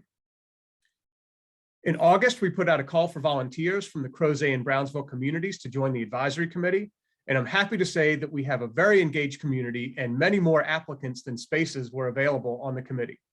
After a review of the applications, a committee of 10 community members was formed and included 4 representatives from Crosie Elementary, Rich Anderson, Lauren Carter, Catherine Davis, and Rupesh Silwal, 4 representatives from Brownsville Elementary, Andrew Joyner, Christine Koenig, Jojo O'Laughlin, and Jennifer Roper, and Gerard Smith from our Long Range Planning Advisory Committee, and Scott Guggenheimer from our Equity and Diversity Committee. The committee was supported by staff members, including Renee Duval in Routing and Planning over at Transportation, Maya Kumazawa, our Director of Budget and Planning, Michelle Kastner, the Executive Director of Elementary Education, Phil Giramita, our Strategic Communications Officer, Lauren Hunt, our Web and Social Media Specialist, and Stephanie Hall, our Central Office Associate. These team members deserve a huge thank you for the support for the committee's work. We certainly couldn't have done it without any of them. They spent many long hours and long nights helping out the committee. We knew that transparency of our process was a top priority. That was both from the committee members and the support staff. And so we allowed the community to follow our work and provide feedback to us via a web page, which contained all presentation materials and meeting minutes, via live streams of all of our committee meetings, and via a dedicated email address that received comments, as well as 2 open community meetings where we could gather additional feedback. The process began back in August and will culminate hopefully with board action in January. Once we have a final decision from the board, transition activities will begin to take place between the 2 schools, and our new boundaries will go into effect at the start of the next school year. And as the committee worked toward the final recommendation to Dr. Haas, they considered several potential redistricting scenarios, which I would like to share with you tonight. At the second meeting of the committee, 4 initial scenarios were presented for consideration. 2 of these scenarios were problematic to the committee. The first was scenario 1. This scenario would have moved 173 current students from Brownsville to Crosie and included the northern portion of the Old Trail neighborhood, the Gray Rock neighborhood, the Waylands Grant and Bargaman Park neighborhood, and neighborhoods along Route 240 from Jarman's Gap Road to Oak Drive. The second problematic scenario was scenario number 4, and that also included the Gray Rock neighborhood, the Waylands Grant Bargaman Park neighborhood, the northern part of the Old Trail neighborhood, the entirety of Route 240 from Jarman's Gap to Route 250, the area east of Clover Lawn Shopping Center all the way down to the Meachams River intersection, and the neighborhood of Wickham Pond. The committee with these scenarios received significant feedback from the Old Trail community that they considered the entirety of Old Trail as one neighborhood community, not several sub-neighborhoods within a larger community. With this feedback in mind, and in alignment with the guiding principles, the committee decided that splitting the Old Trail neighborhood into north and south sections was not in alignment with the guiding principle for keeping the neighborhoods intact. Also in scenario 4, which you see here, the committee noted that leaving the Western Ridge Foothill Crossing neighborhood, which you see here in this light green color, in the Brownsville district would not align with the guiding principle of keeping attendance areas contiguous. In other words, it created an island of students who would attend Brownsville that would be completely surrounded by students attending Crosie Elementary. So those scenarios were eliminated from consideration by the committee, and at their next meeting, the committee approved 4 scenarios to use to gather community input. The first scenario was scenario 2, which would move 226 students from Brownsville to Crosie. It includes Gray Rock, Wayland's Grant and Bargaman Park, Route 240 from Jarman's Gap to Oak Drive, and the Western Ridge, Foothill Crossing, and Wickham Pond neighborhoods. The next scenario was 2.1, which includes all of those neighborhoods that you saw in scenario 2, but expands the neighborhoods around Route 240 from Jarman's Gap all the way down to Route 250. That scenario would have moved 253 students from Brownsville to Crosie. The third scenario includes Gray Rock, it includes Wayland's Grant and Bargaman Park. It includes the northern part of 240 from Jarman's Gap to Oak Drive. It includes the neighborhoods of Western Ridge, Foothill Crossing, and Wickham Pond, and then also the neighborhoods from east of Clover Lawn Shopping Center down to the Meacham's River. And that had 245 students in that move. And then the final scenario that was presented to the public was scenario 4.1. And that again included all of those scenarios that you saw in scenario 3, but expanded from the Route 240 neighborhoods from Jarman's Gap Road all the way down to the intersection with Route 250. And that was the largest scenario that was presented to the public, with 272 students who would be moving from Crosie to Brownsville. So feedback on these scenarios was received via email, a community survey, and 2 community meetings. And the survey results indicated that scenario 2 had the most community support, with 82% of respondents indicating satisfaction with that scenario. Significant comments on the scenario came from the community members who lived in the southern portion of Crosie Avenue. If we just pop back a slide. Oops. That's this area right in here. Those community members indicated to the committee that families actually often use walking trails that go behind Brownsville Elementary School to walk with their children to the school, something that would not have appeared to be feasible simply by looking for a map of that area and seeing a pretty busy road there on Route 240 moving down.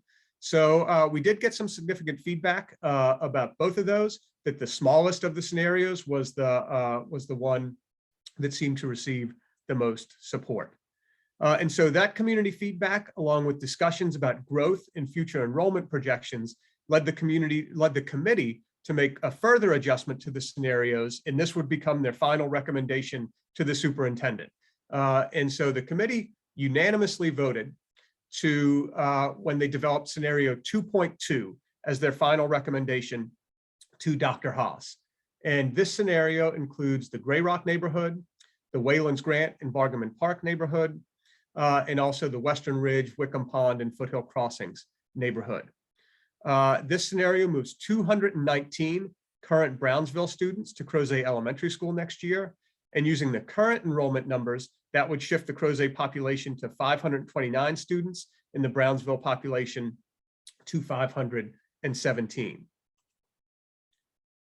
For each of the scenarios that were considered, the committee reviewed the demographic impact this would have on the 2 schools. And as you can see here, for most demographic categories, there is relatively little impact.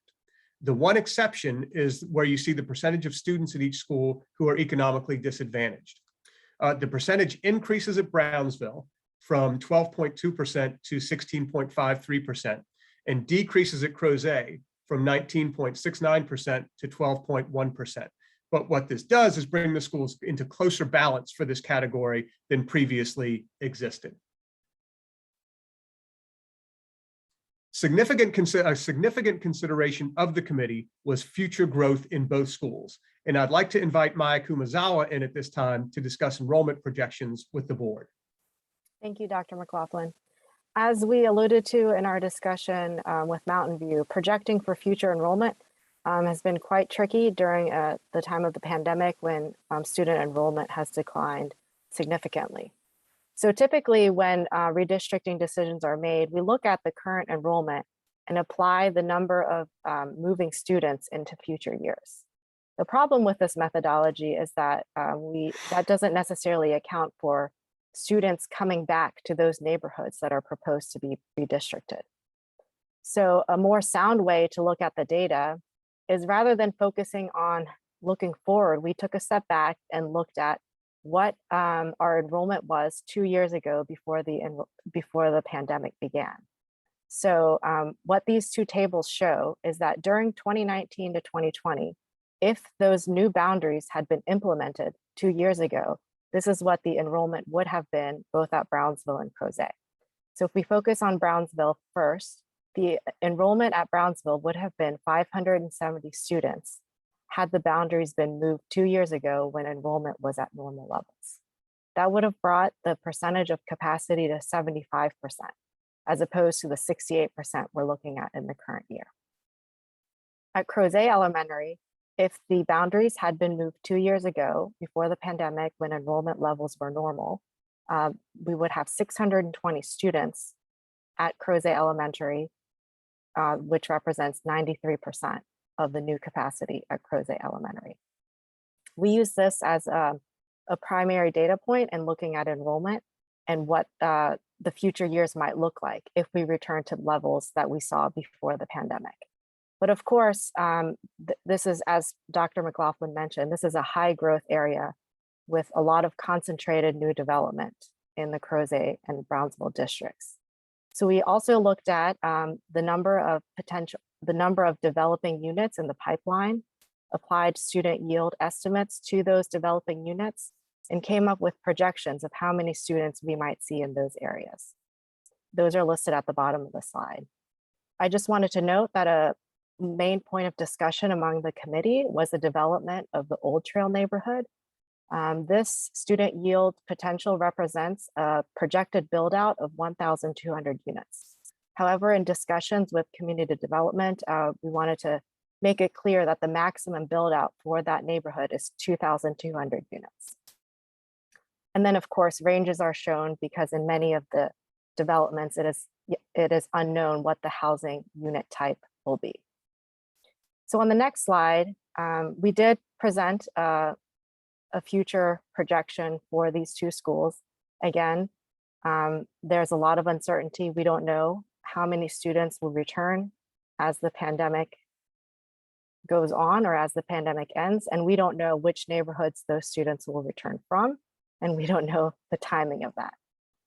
But given that, if we applied the redistricting to our status quo enrollment projections and assume that students generally come back to the same rates as they were before the pandemic, you might see how the enrollment is growing at both schools to come close to their capacity levels. Thank you. Thanks, Maya.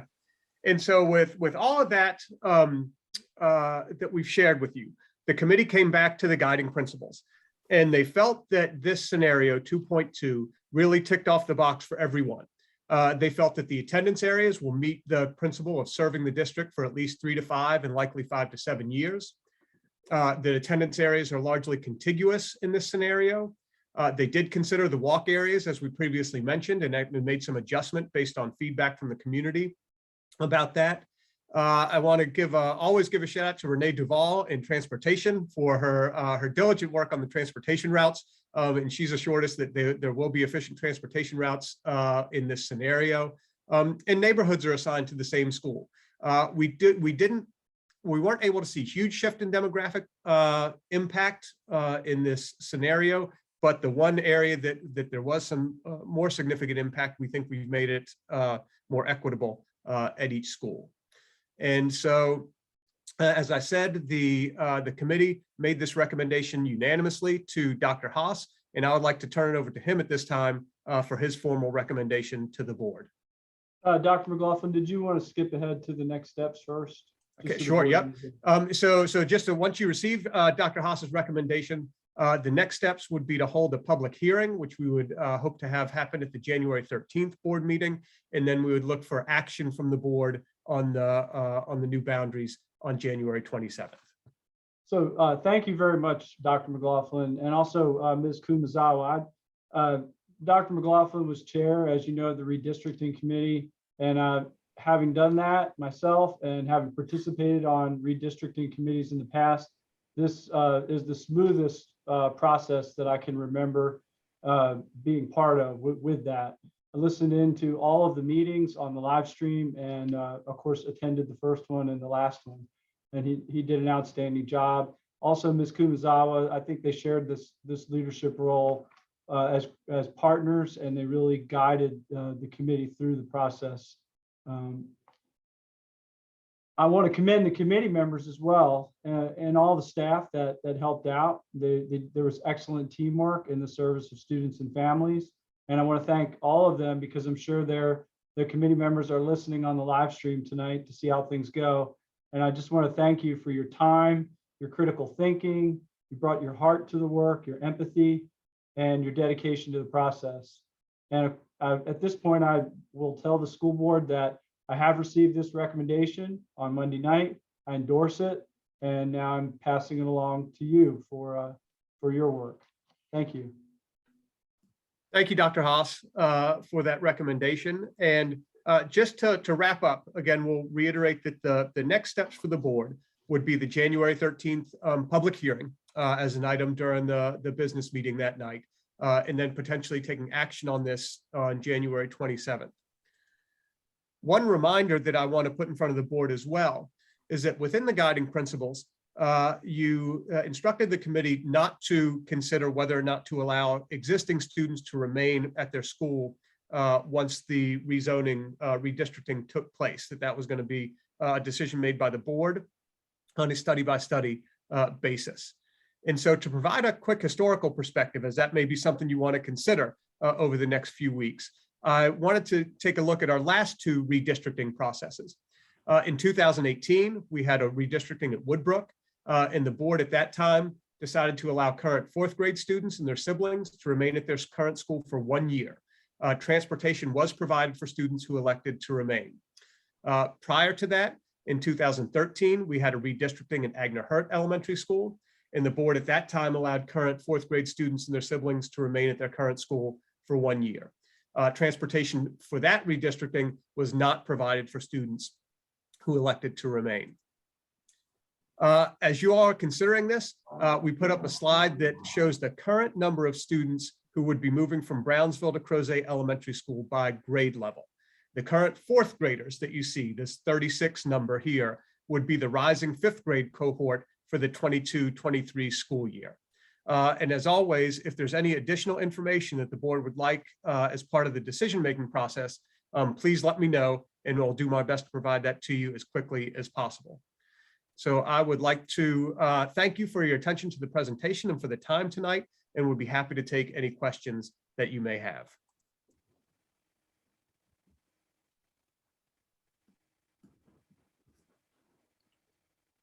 Thank you, Dr. McLaughlin. Are there any questions from the board members? I don't have a question, but I wanted to say thank you for the great work.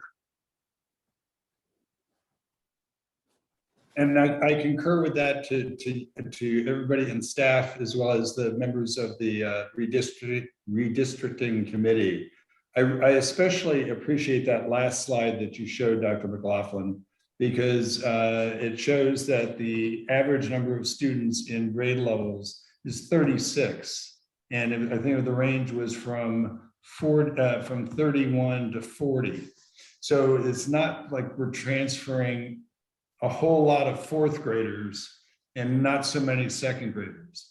It seems to have just really panned out beautifully. I don't know how it could have gotten that much better. So thank you, and thank you to the committee. This will likely cause some consternation within the Crosie community.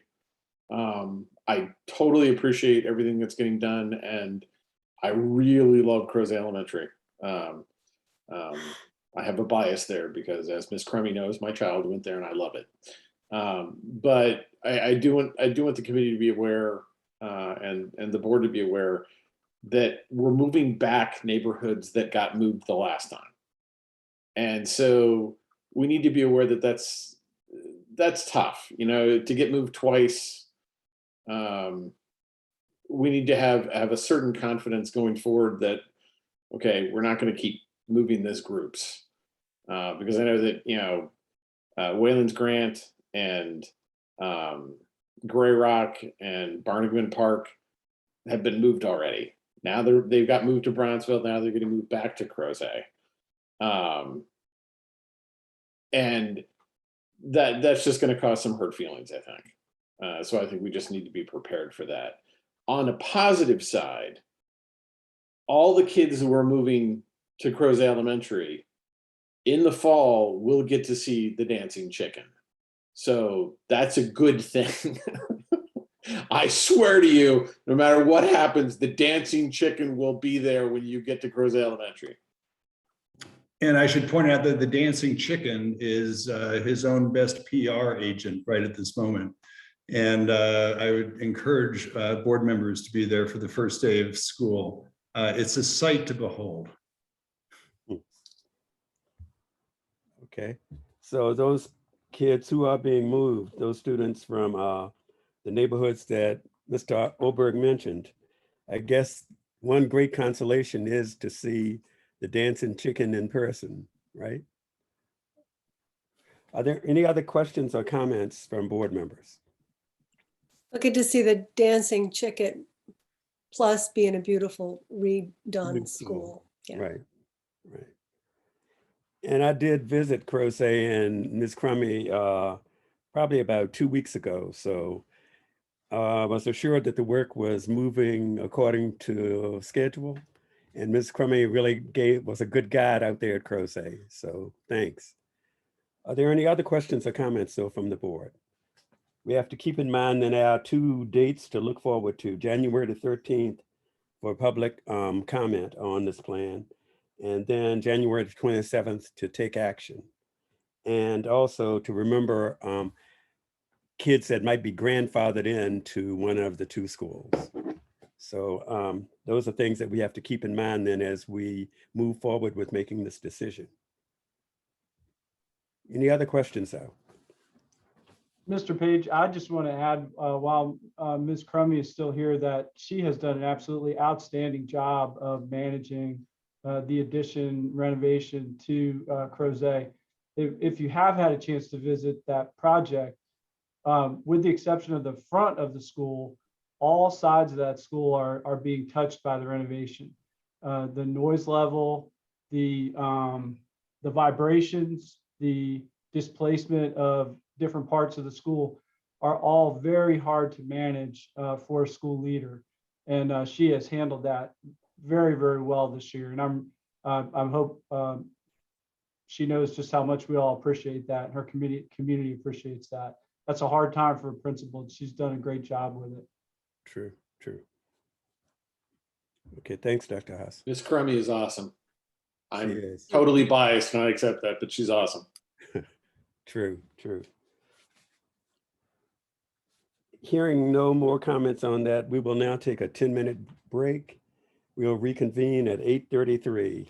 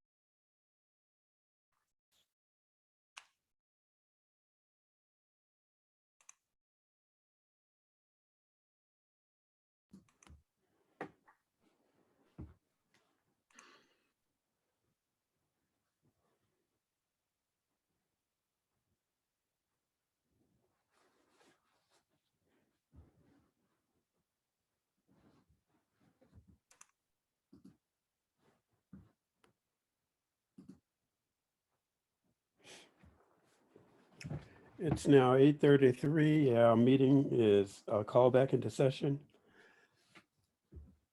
We will have our next item on the agenda, the Human Resources Redesign Consultants Report, led by Dr. Claire Kaiser.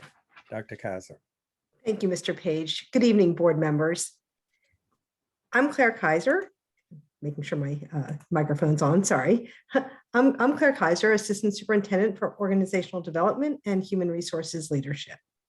As you are aware, the Human Resources Department currently serves both Albemarle County Public Schools and the Albemarle County government. When the decision was made to separate the department into two separate entities to better serve the employees of each organization, we embarked on a study to learn more about how to best meet the needs of the school division through the human resources lens. Since June, we have been partnering with Mr. David Woolwine of the Paraclete Group to learn more about best practices of school division human resources in Virginia and beyond. Through his team's research and interviews with our internal stakeholders and individuals from other school divisions, he is here tonight to present his findings and make recommendations for our redesign as we move forward. As Mr. Woolwine shares the study's findings and recommendations, I believe you will notice an alignment with Goal 3 of our new strategic plan, equitable transformative resources, specifically the strategies associated with achieving Objective 1. Albemarle County Public Schools will attract, develop, and retain the highest quality staff. Here with us tonight, we have Mr. Dan Redding, our Albemarle County Public Schools Human Resources Director, who has jumped in feet first with the redesign efforts, and our consultant, Mr. David Woolwine of the Paraclete Group. At this time, I would like to turn it over to Mr. Woolwine. Good evening, everyone. I am very thankful for the opportunity to be able to spend some time with you. I've had the great pleasure of being able to speak with most of you, I think, as a part of this process. And so thank you, Claire, for a quick introduction, and Dan for your help in putting this together as well. So without any further ado, I will go ahead and start to share my screen and pull up the report here.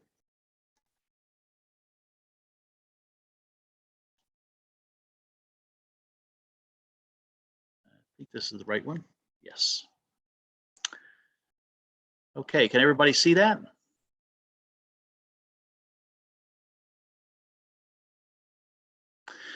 Okay, so this is a really unique opportunity, and kind of a once in a lifetime chance to be able to work with folks to be able to help them really craft something that they wanted to be able to see.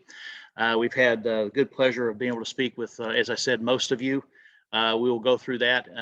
What you're going to see now is kind of a high level summary of the report that we provided and that you have copies of as well. But as far as our process was concerned, let's see if we can get going here.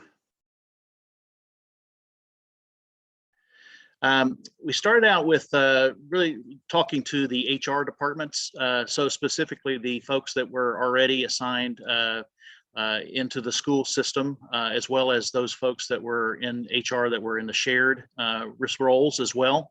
And the purpose of that was really to understand what was going well, what was not going as well, what were some recommendations that they had in terms of really moving forward, in terms of what they would like to be able to see, et cetera. We also had the opportunity to be able to talk to Albemarle County Public School leadership. So we met with all of cabinet and met with each one of them and got their comments around how has HR served you well in the past, what would you like to see in the future, what are some things that you feel like that they need in order to be able to support that vision that they would have. And we also had the opportunity to talk with senior leaders outside of cabinet. So we'd be able to talk to principals and some other folks that were in school leadership as well.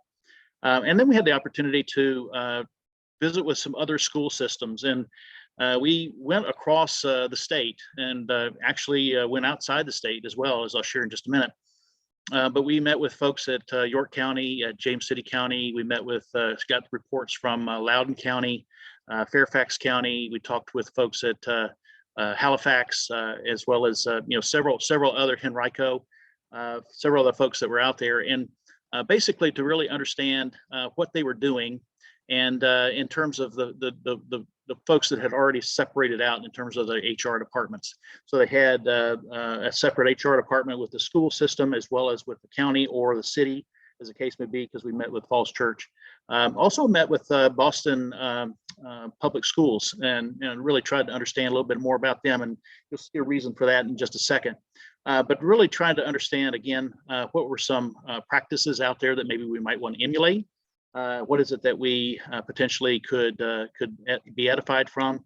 And what we found is that there were a lot of school systems, particularly in the state of Virginia, that are very similar to what we do in that they have, for instance, their IT or their human resource information system is typically, as I refer to, a Frankenstein type of approach. They will have a Great Plains timed up with a time and attendance and then bolted onto a payroll system. And so there's lots of different systems that would come together. And many of the systems that were out there had that kind of thing, but there were some that were clearly a little bit above ground in terms of the way that they did things in terms of going with some larger systems like Oracle and that kind of thing too. So we learned a lot from them. We learned a lot from them in terms of leadership development and some of those kinds of things in terms of what they do. But again, it was really trying to get our arms around what are we doing now and what is it that we really would like to be able to do in the future. So here's some narratives that I got that I could put very quickly in front of you. From the HR team, what we heard leaders say were keys to success is that we really needed to move to a fully integrated HRIS or human resource information system versus the more Frankenstein approach.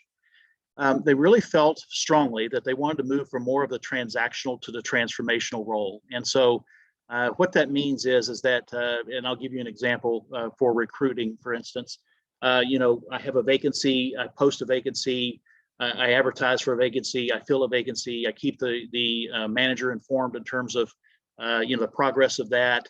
There's an onboarding process, et cetera, et cetera. So A plus B plus C plus C. It's a very linear process.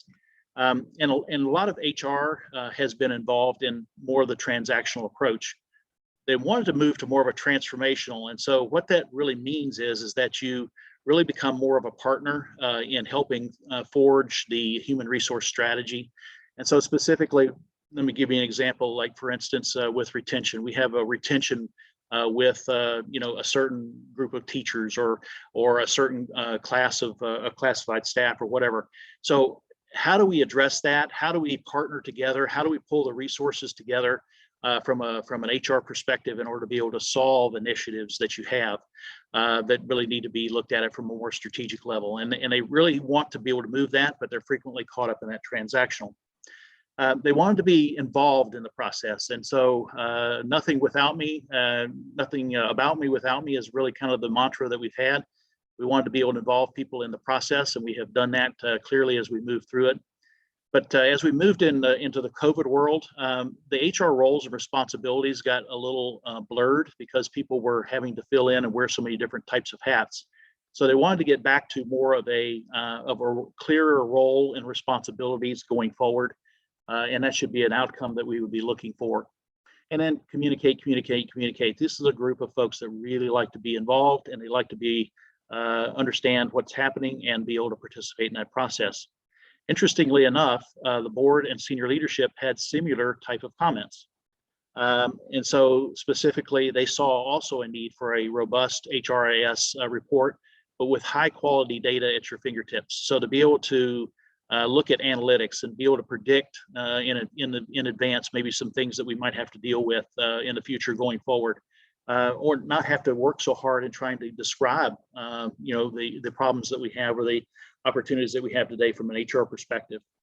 They also felt like that they would like for HR to be both transactional as well as transformational, both of them at the same time, because the trains still have to run on the tracks. We still have to get people paid. We still have to get processes done and that kind of thing. But we really would appreciate somebody to be able to help be by our side in some of these more strategic initiatives. And what role would they play? Be more of coaches, be more of experts in knowing best practices around diversity, work environment, and bringing in and retaining talent. And so it's really about being by their side in order to be able to help them from a perspective of leadership to be able to move forward. And then finally, we realized from a board perspective and senior leadership that we really needed to equip and grow and develop our HR team to mirror some of these things that we're looking to be able to do, both in a transformational perspective. So having said that, let me see. The recommendations are really about 11 or 12. Specifically, the first one there is to review and update policies where commonality plays a key role. So we want to make sure that as we move into two separate entities, we want to make sure that we understand what those are and to be able to review and update policies in order to be able to mirror that. Second is that we would like to be able to submit an RFP for a separate comprehensive HRIS system.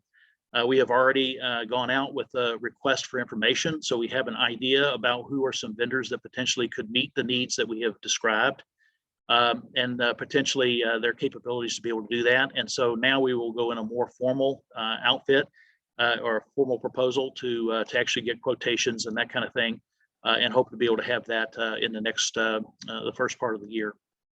And then we want to move to a employee services or human resources redesign, which I'll describe here in the next couple of bullets that you will see. And so specifically, what that design looks like is to create a new organizational structure. You will see this in just a second. There will not be an organization chart because we are still trying to vet that out. But really, what should the organization look like in terms of a structure, and how should we prioritize our resources and our HR resources in order to be able to affect the outcomes that you're looking for in a strategic plan, and to be able to enable those. And so I think you will see that we have a design that will really help with that. And then I will look at what's we call an employee service center, which really is these next two bullets here, recommendations in terms of providing a customer relationship management software as well as supporting technology. So this is another technology issue that we'll need to have, really, to be able to support the last bullet that you see on this slide, which is really an HR shared services model using a three-legged stool. And I'm gonna explain that in just a second as I go into that. Let's see if I have that as the next slide. Yes. So this is a commonly held best practice in terms of service delivery in HR. This is something that's been around for about 20 years now. It's called the three-legged stool. But basically, it really involves up to three pieces here. One is a group of our HR people will be divided up and will be performing in HR expert type of roles. And so specifically, what this means is that there will be a group of folks, such as the compensation people or the benefits people, or potentially even training and development, that have a very unique knowledge skill set that we need to have going forward. We need to have people that know about benefit plans. We need to have people that know about how to do comp studies and that kind of stuff. And so there will be a small group of HR experts that will be process facing. They will be ones that will be really involved in engaging on process and around policy and procedure and some of that kind of stuff that really affects that. And so there will be a group of people that are HR experts or process facing. The second group is going to be something that's unique. And this is something that a lot of people in Virginia have not seen yet, but the city of Boston has been implementing this, and it's called an HR service center. And so this is really something that really helps enable the more transactional work. So it is a group of folks, probably 4 or 5 people, that will get together that will create an online employee self-service module that can frequently ask questions, such as, for instance, how do I apply for FMLA? It will walk you through that and that process, and actually have forms embedded in there that you can actually complete those forms and then turn them in, and when you hit click, it goes on to your supervisor for approval, or et cetera, et cetera. Same thing with the vacation or those kinds of things, or questions that they may have around pay, or when do I get paid next? These are all what we call employee self-service type of questions that can be answered electronically, that you don't have to engage human resources people on a face-to-face. However, if they do have questions, you need to have a group of people that are employee facing that also will answer those questions. And so there's a call center that they could call in and they can get those questions answered if those are beyond the things that they talked about in terms of they weren't able to get their answers as far as the frequently asked questions are concerned. But then you go back and you have the last one, which is leader facing. Okay, and the leader facing ones are typically right now you think of your HR generalists, but the HR generalists right now have a lot on their plates. They do everything from compensation to recruitment to onboarding to coaching to whatever with particular client groups. What we're looking at to do here is that there will be a group of folks, because we will have the transactional done a lot with this middle stool leg. These will be leader facing people that will be assigned to secondary or be assigned to elementary that will help them with their particular issues like retention in that particular group. Or it could be we're having a real engagement issue that we need to be able to vet out in terms of doing some employee forums and that kind of thing. Or it could potentially be employee relations in terms of issues or investigations. Leader facing groups will be the last group that will be in HR, and their purpose is to be the service partners. They are there to serve the leaders in some of those more strategic outcomes that we're looking for. So process facing, employee facing, and leader facing are going to be the three legs that we'll be moving forward with. So having said that, that was kind of the structure. We're looking at about 25 FTEs that will be included in this. They utilize the employee services team to design the roles and responsibilities assigned in redesign. So once we have gotten to a point where we've gotten people, faces, and places, which we're really in the process of really nailing that down now, those people will start into the process of defining what those roles and responsibilities will look like. And how we will integrate together and making sure that that model works between those three-legged stools. Moving over to the right-hand side, they will also be responsible for designing and implementing best practice processes in the areas of recruitment, compensation, retention, and diversity inclusion. One of the things that we heard is that we have a level of recruitment right now, but we really need to take that up a notch or two. And so who are some folks that are doing that really well? And how can we adopt some of those practices into our own practices and include that in the HRIS systems that we're talking about? That would be an example. Retention and diversity inclusion would also be included in that. And then finally, we will be populating the new design with employee services team members based on interest and experience. And Dan Redding has already been deep into this. He's had conversations with each one of the different HR folks, and they're starting to narrow the gap now in terms of who are some faces and how would they actually mirror up to some places in the new model that we have. And of course, ongoing communication with the stakeholders is going to be key. So I mentioned about roles and responsibilities. This is kind of how, it's a busy slide, but this is the kind of thing that the HR folks really want to be able to see. So what is different about what we're doing with this is that you'll see a very keen focus on the first two, talent acquisition and talent retention. This model that we're pushing more towards, and you'll see in an organization structure in just a second, is really trying to vet out and capture and retain that talent that we need in order to be able to bring the best in class into the classrooms. There will be a diversity and inclusion focus, and you can see the roles and responsibilities there. They will be the champion around diversity and inclusion. They will create a more inclusive and culturally aware community within the school system. Recruit and develop talented, diverse staff for all positions, and then develop a D&I plan or diversity inclusion plan for all of the public county school system. And again, this would be a strategy that they move forward with. Comp and Ben, you can see those are the folks that typically do the things that they have there, and we would absolutely need to have that going forward in the new learning and organization health. There will be, the certification of licensure and the teacher and classified staff development, but we want to do a lot better job in terms of leader development, succession planning, career development, team member development. What you know when you will start to get into some of these engagement surveys is that the more that you have these type of things in, you really see people see that you're interested in my career and my development, and it really helps a whole lot in terms of retention. It is a big factor in terms of developing people, and they really appreciate that. So team member mentoring and virtual learning, those will all be things in there. The next line over, you see the HRS technology. So we'll need to have HR data needs. We'll create a routine and ad hoc reports. We'll have metrics and dashboards in order to be able to visually have this data appealing so that you can understand it quickly and be able to do things with it. They will accomplish the audits and those kinds of things. So you can see we're trying to really spell out how these folks will be engaged. The service partners are going to be really client group oriented, but you'll see they have employee relations and investigations, third bullet down.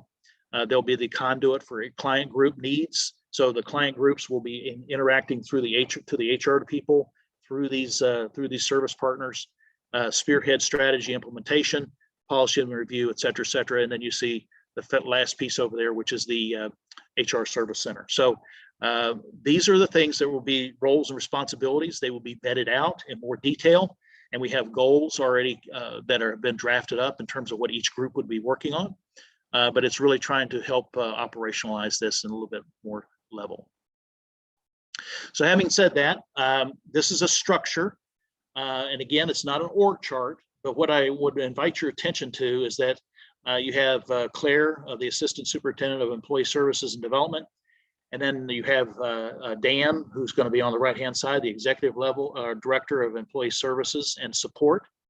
And then you have the Director of Talent. You see that the HR folks are really honed in on either they're on the talent side or they're on the employee support side.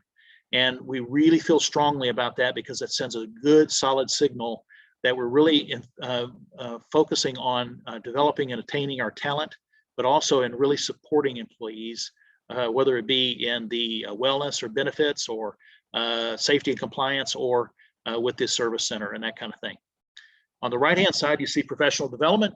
There'll be teacher and professional development. There'll be staff, support staff, professional learning, professional development and technology and leadership development, as well as in certification and licensure. So we're really trying to bring a more comprehensive one HR approach, and you will see that in this structure. The organization chart will be more detailed from here, and we'll be doing that as we move forward. The proposed timeline is first and foremost, you see that we have the review and adopt, and so we're in the process now. We've Dr. Haas and others have seen this. Senior leadership has seen this. We made a covenant with you all to be able to bring this back and inform you about some of the things that we're working on and how we were planning on doing this. We're in the process now of budgeting the RFI material, request for proposal for the HRIS in the 2022 budget. We are also looking at the employee services design and team design, as well as the parameters. And so we will be vetting that out as we start putting these faces with places. And then the HRIS and the HR shared services teams will start to do their work to operationalize things a little bit in the January to March timeframe. HRIS will be looked at in terms of the RFP and bringing that home and hopefully be able to make some decisions about what that looks like. And then finally, the HRIS is fielded and the model is piloted in April to July, but it's really test drove and goes live in the August to December timeframe. So that's a very quick summary. Claire, I know you and Dan have been champions around this. I don't know if you want to add some things and see how take some questions or whatever. I just want to thank you, Dave, for the work that you've done on this. And I'm very excited about taking this, and we're working really hard to begin operationalizing it. And I know that we're kind of in the messy stage right now, and I'm really looking forward to see what this looks like when it rolls out. There's so much of it that I'm really excited about and really excited about the potential. So thank you for your work, and we look forward to seeing what's next with this. Can I answer any questions?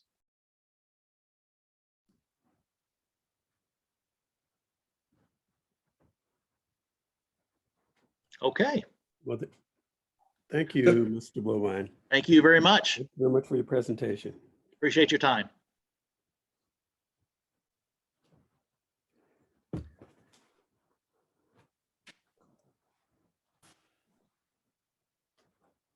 All right, well, maybe one thing, Claire, I guess, we'll be receiving updates on this, right? So when will that probably be occurring? Or- Absolutely.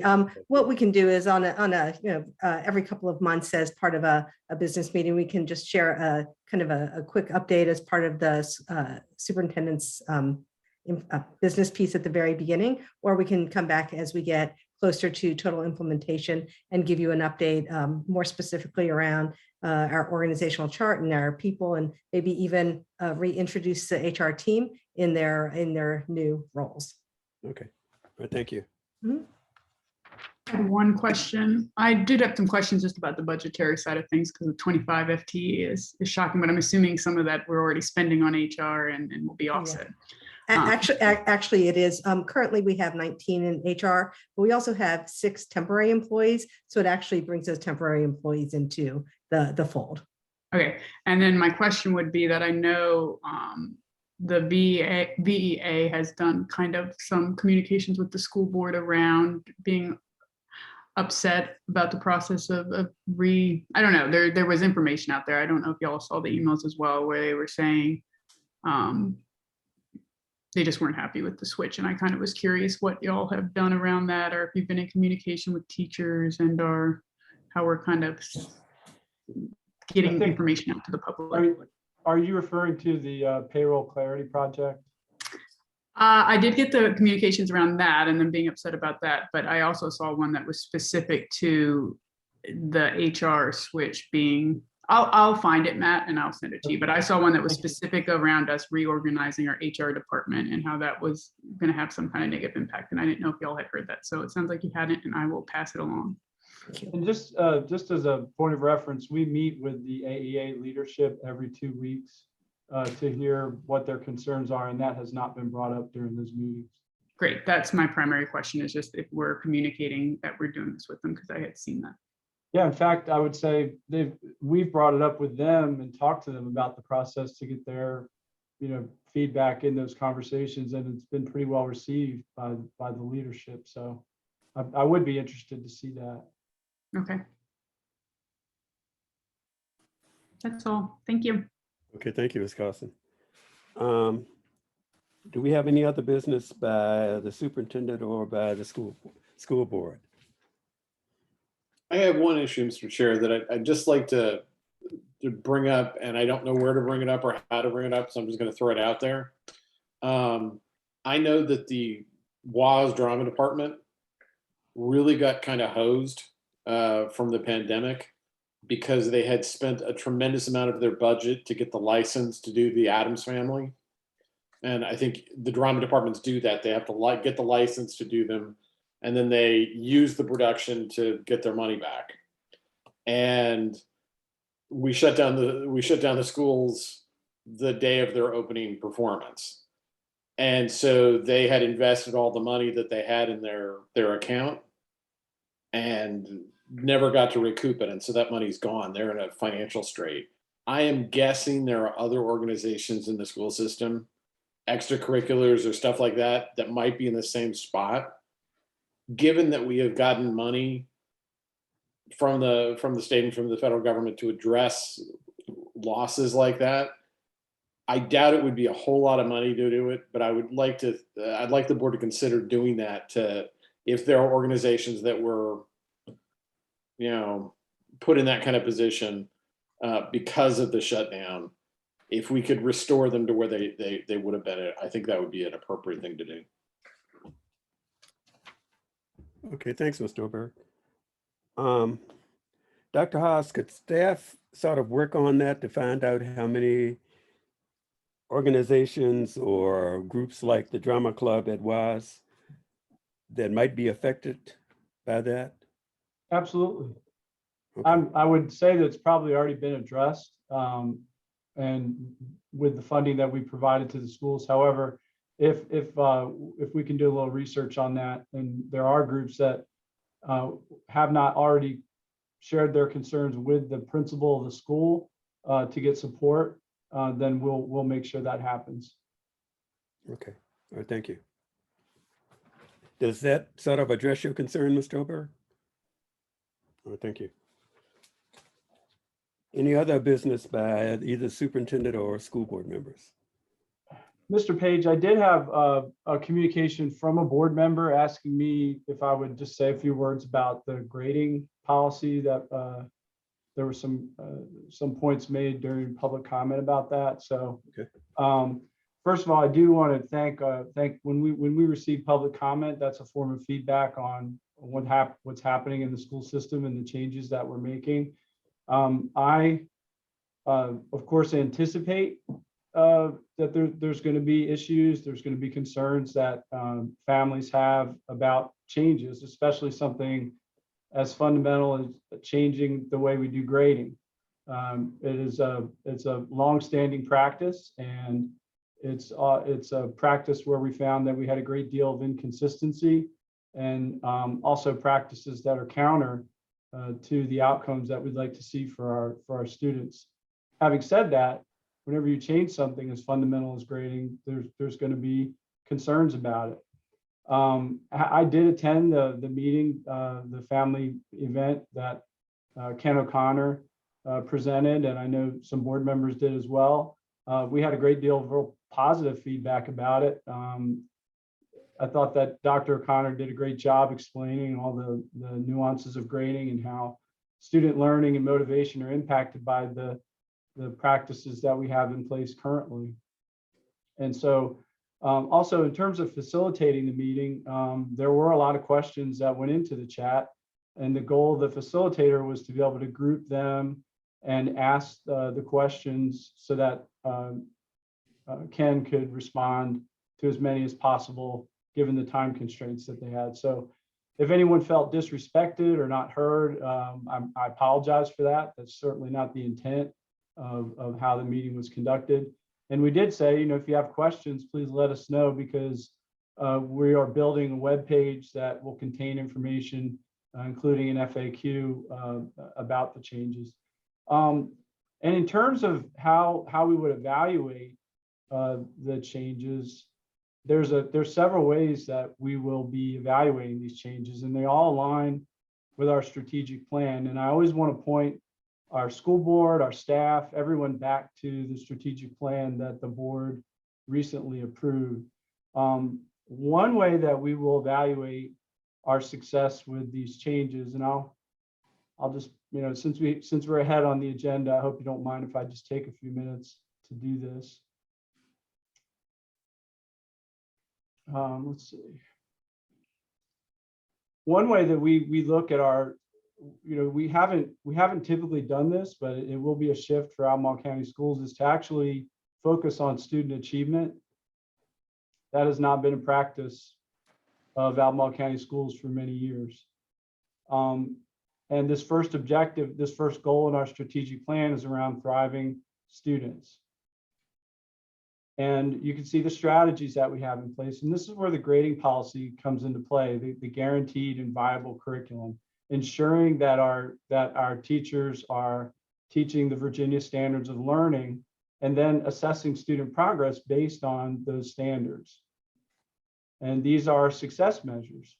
The first one is that our achievement gaps will be closed, and we will have standards of learning test results that are better than state averages. Currently, our history SOL scores rank 61st in Virginia. And when you look at our 18-19 results, that's prior to the pandemic. Our math scores are 71st in Virginia. Our reading scores are 50th. Our science are 71. Our writing is 20th. And I would submit that writing is, in particular in Albemarle County Schools, is a very feedback intensive activity.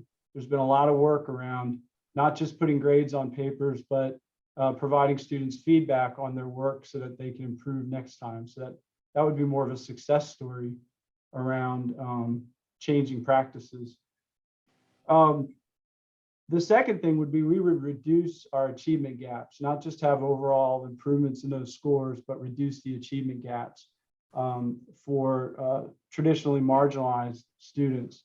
One of the things we see, and these aren't anecdotes, these are just running through the data, you can see that students, for example, will take math all the way up through Algebra 2 to earn an advanced studies diploma. you need to take 2 math courses at the high school level and pass 2 SOL tests.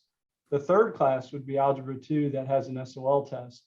When I go through reports, I will see many, many students across the demographic groups that will go into Algebra 2, earn an A or a B, but don't pass the SOL test, which tells me that they're not getting feedback on the standards as they make their way through the class. A student that doesn't pass an SOL test for a class really shouldn't pass the class because they haven't mastered the standards so that they could do well on the test. But we do see that, and so there are achievement gaps in terms of the results on the SOL test, and there are also achievement gaps between the grades that we report for these students and the scores that they receive on the standardized tests. We will also know we're successful when we have consistent grading practices. This is part of the board policy, is to look at our grading practices. We conducted a survey in 2018 where we asked all of our secondary teachers, all of our teachers that assign grades, to complete this survey, and it was required. So we know the data that we have. We see things like in 2018, I reduced grades for cheating, and that's one that was brought up earlier tonight. About half of respondents said they almost always, 8.7% frequently, 17.5% sometimes, 21% never. So you see across the board, just vast inconsistencies among our teachers.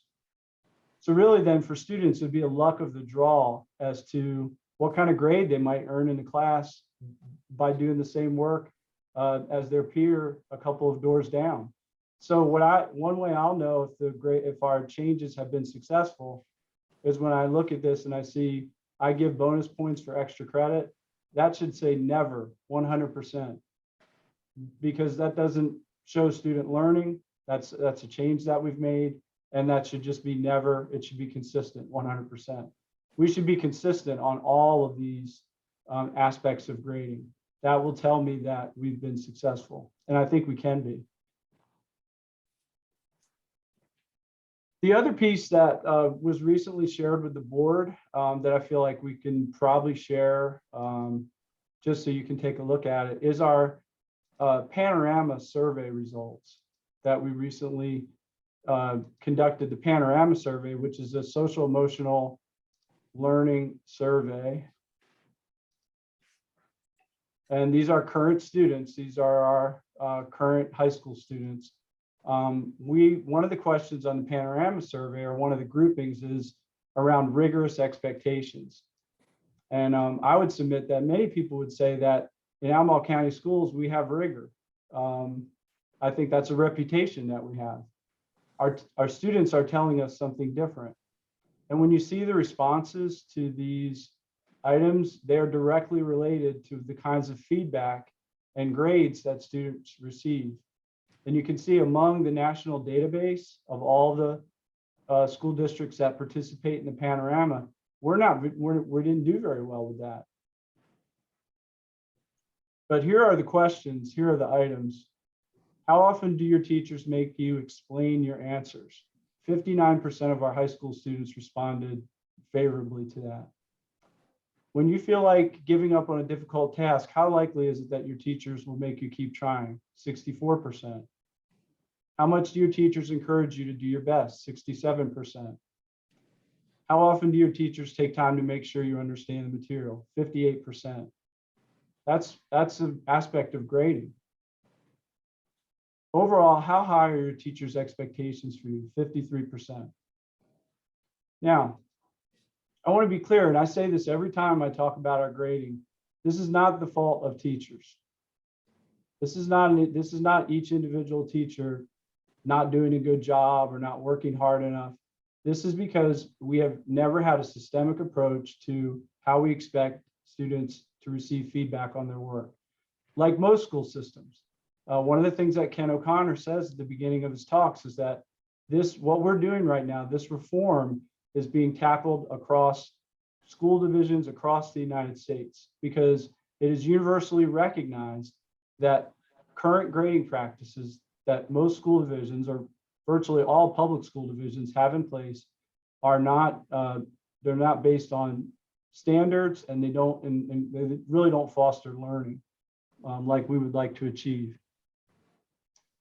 And another piece that was brought up was around cheating and how we deal with it.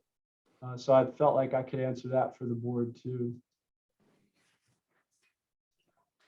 And I'm almost done, but like I said, we got a little ahead, and I figured this was good to just share. We do have a student behavior manual that outlines different, I guess you might call them offenses, and how they are, and this all comes from the Virginia Department of Juvenile Justice. They outline code around student offenses and how you deal with them. And as a school system, we also have latitude around many of these types of offenses. Some of them, the state says what you have to do, but this one, for example, would be considered a behavior that impedes the academic progress of the student or other students. So for example, scholastic dishonesty, cheating, or plagiarism. In Albemarle County Schools, we consider this, we have levels of offenses, and then we outline how they would be dealt with appropriately by school staff. So we say this is level 1. What that means is if you go up to level 1 here, the way it should be dealt with is by reteaching, modeling desired behavior, restitution, which I think is probably the best one when someone's dishonest or they haven't done their work. The best thing to do is to allow them to restore themselves. Loss of school privileges and a student or teacher conference. So I feel like those are appropriate consequences for cheating. If you give a student a 0 for cheating on an assignment, you are essentially saying that now you do not have to do anything at this point, and you may not do anything to restore yourself or to actually learn what you were supposed to learn. And also assigning them a 0 and also punishing them in some way, I feel like is double jeopardy, and it's not fair. It's not the right way to treat a child. And I think I have almost covered everything. The last thing is that this is a board policy. In May of 2020, the school board provided a policy or approved our policy on grading. All of the things that we are working on changing are outlined in the policy, very specifically what you expect from us to do as your staff so that we can promote a school climate of engagement and have students really learn what they're expected to learn based on the feedback they receive from teachers. And I intend to follow this policy and be able to put a check mark next to each one of these so that I know there's accountability for me and my staff to follow through on the kind of environment that you expect for our students, which ultimately will lead to more equitable outcomes for our students. Because when you have inconsistency and you have practices that don't facilitate feedback for student learning, the students who are, again, traditionally marginalized are the ones who are the losers in the system. The students who come with advocacy and a background of greater cultivation, perhaps, they win in a system where there is inaccuracy, inconsistency, and unfair practices. We want to close those gaps, make it fair for everyone. So I know that was a long answer. However, I feel like I have not talked in public about these issues. I've had conversations with board members. I've had conversations with staff, and I feel like you deserve a public explanation and accountability from me for the work that we're doing. Thank you for your patience. Thank you for those explanations, Dr. Haas. Yeah, thank you, Dr. Haas. And you did say that if any of our listeners do have questions, the website that's being developed should help. And also Yes. they can be submitted to staff, right? Yes, sir. And we are also working on a handbook. I want to get a group of teachers working on a handbook that provides not just the rules, but how to implement the rules for changes. So there's a lot of success stories out there. Our grades, I'm monitoring our student grades. I would expect coming back from the pandemic, they would be a bit lower across the board. And the first quarter, they were not significantly. I'd say there's about a 3% shift of 3% fewer A's, 3% fewer B's. They all just kind of shifted over to the right, but it's minor. It's not as much as I would have expected. And if I saw alarming, drastic changes in our grades, then I would be really concerned about the change in the policy. I'm hopeful that what those grades mean has changed. That if a student is earning a B right now, or an A or a C, then it's based on their competency and not whether they have received extra credit or have been getting padded grades for doing homework that doesn't really reflect what they've learned. But if believe me, if I saw after the first quarter grades that there were significant changes, we would take a hard look at this. But I'm watching it. Okay, thank you. Are there any other comments or questions related to that from other board members? All right, thank you, Dr. Haas. Do we have any other business from school board members? Any other business? If not, our December 2nd meeting is adjourned.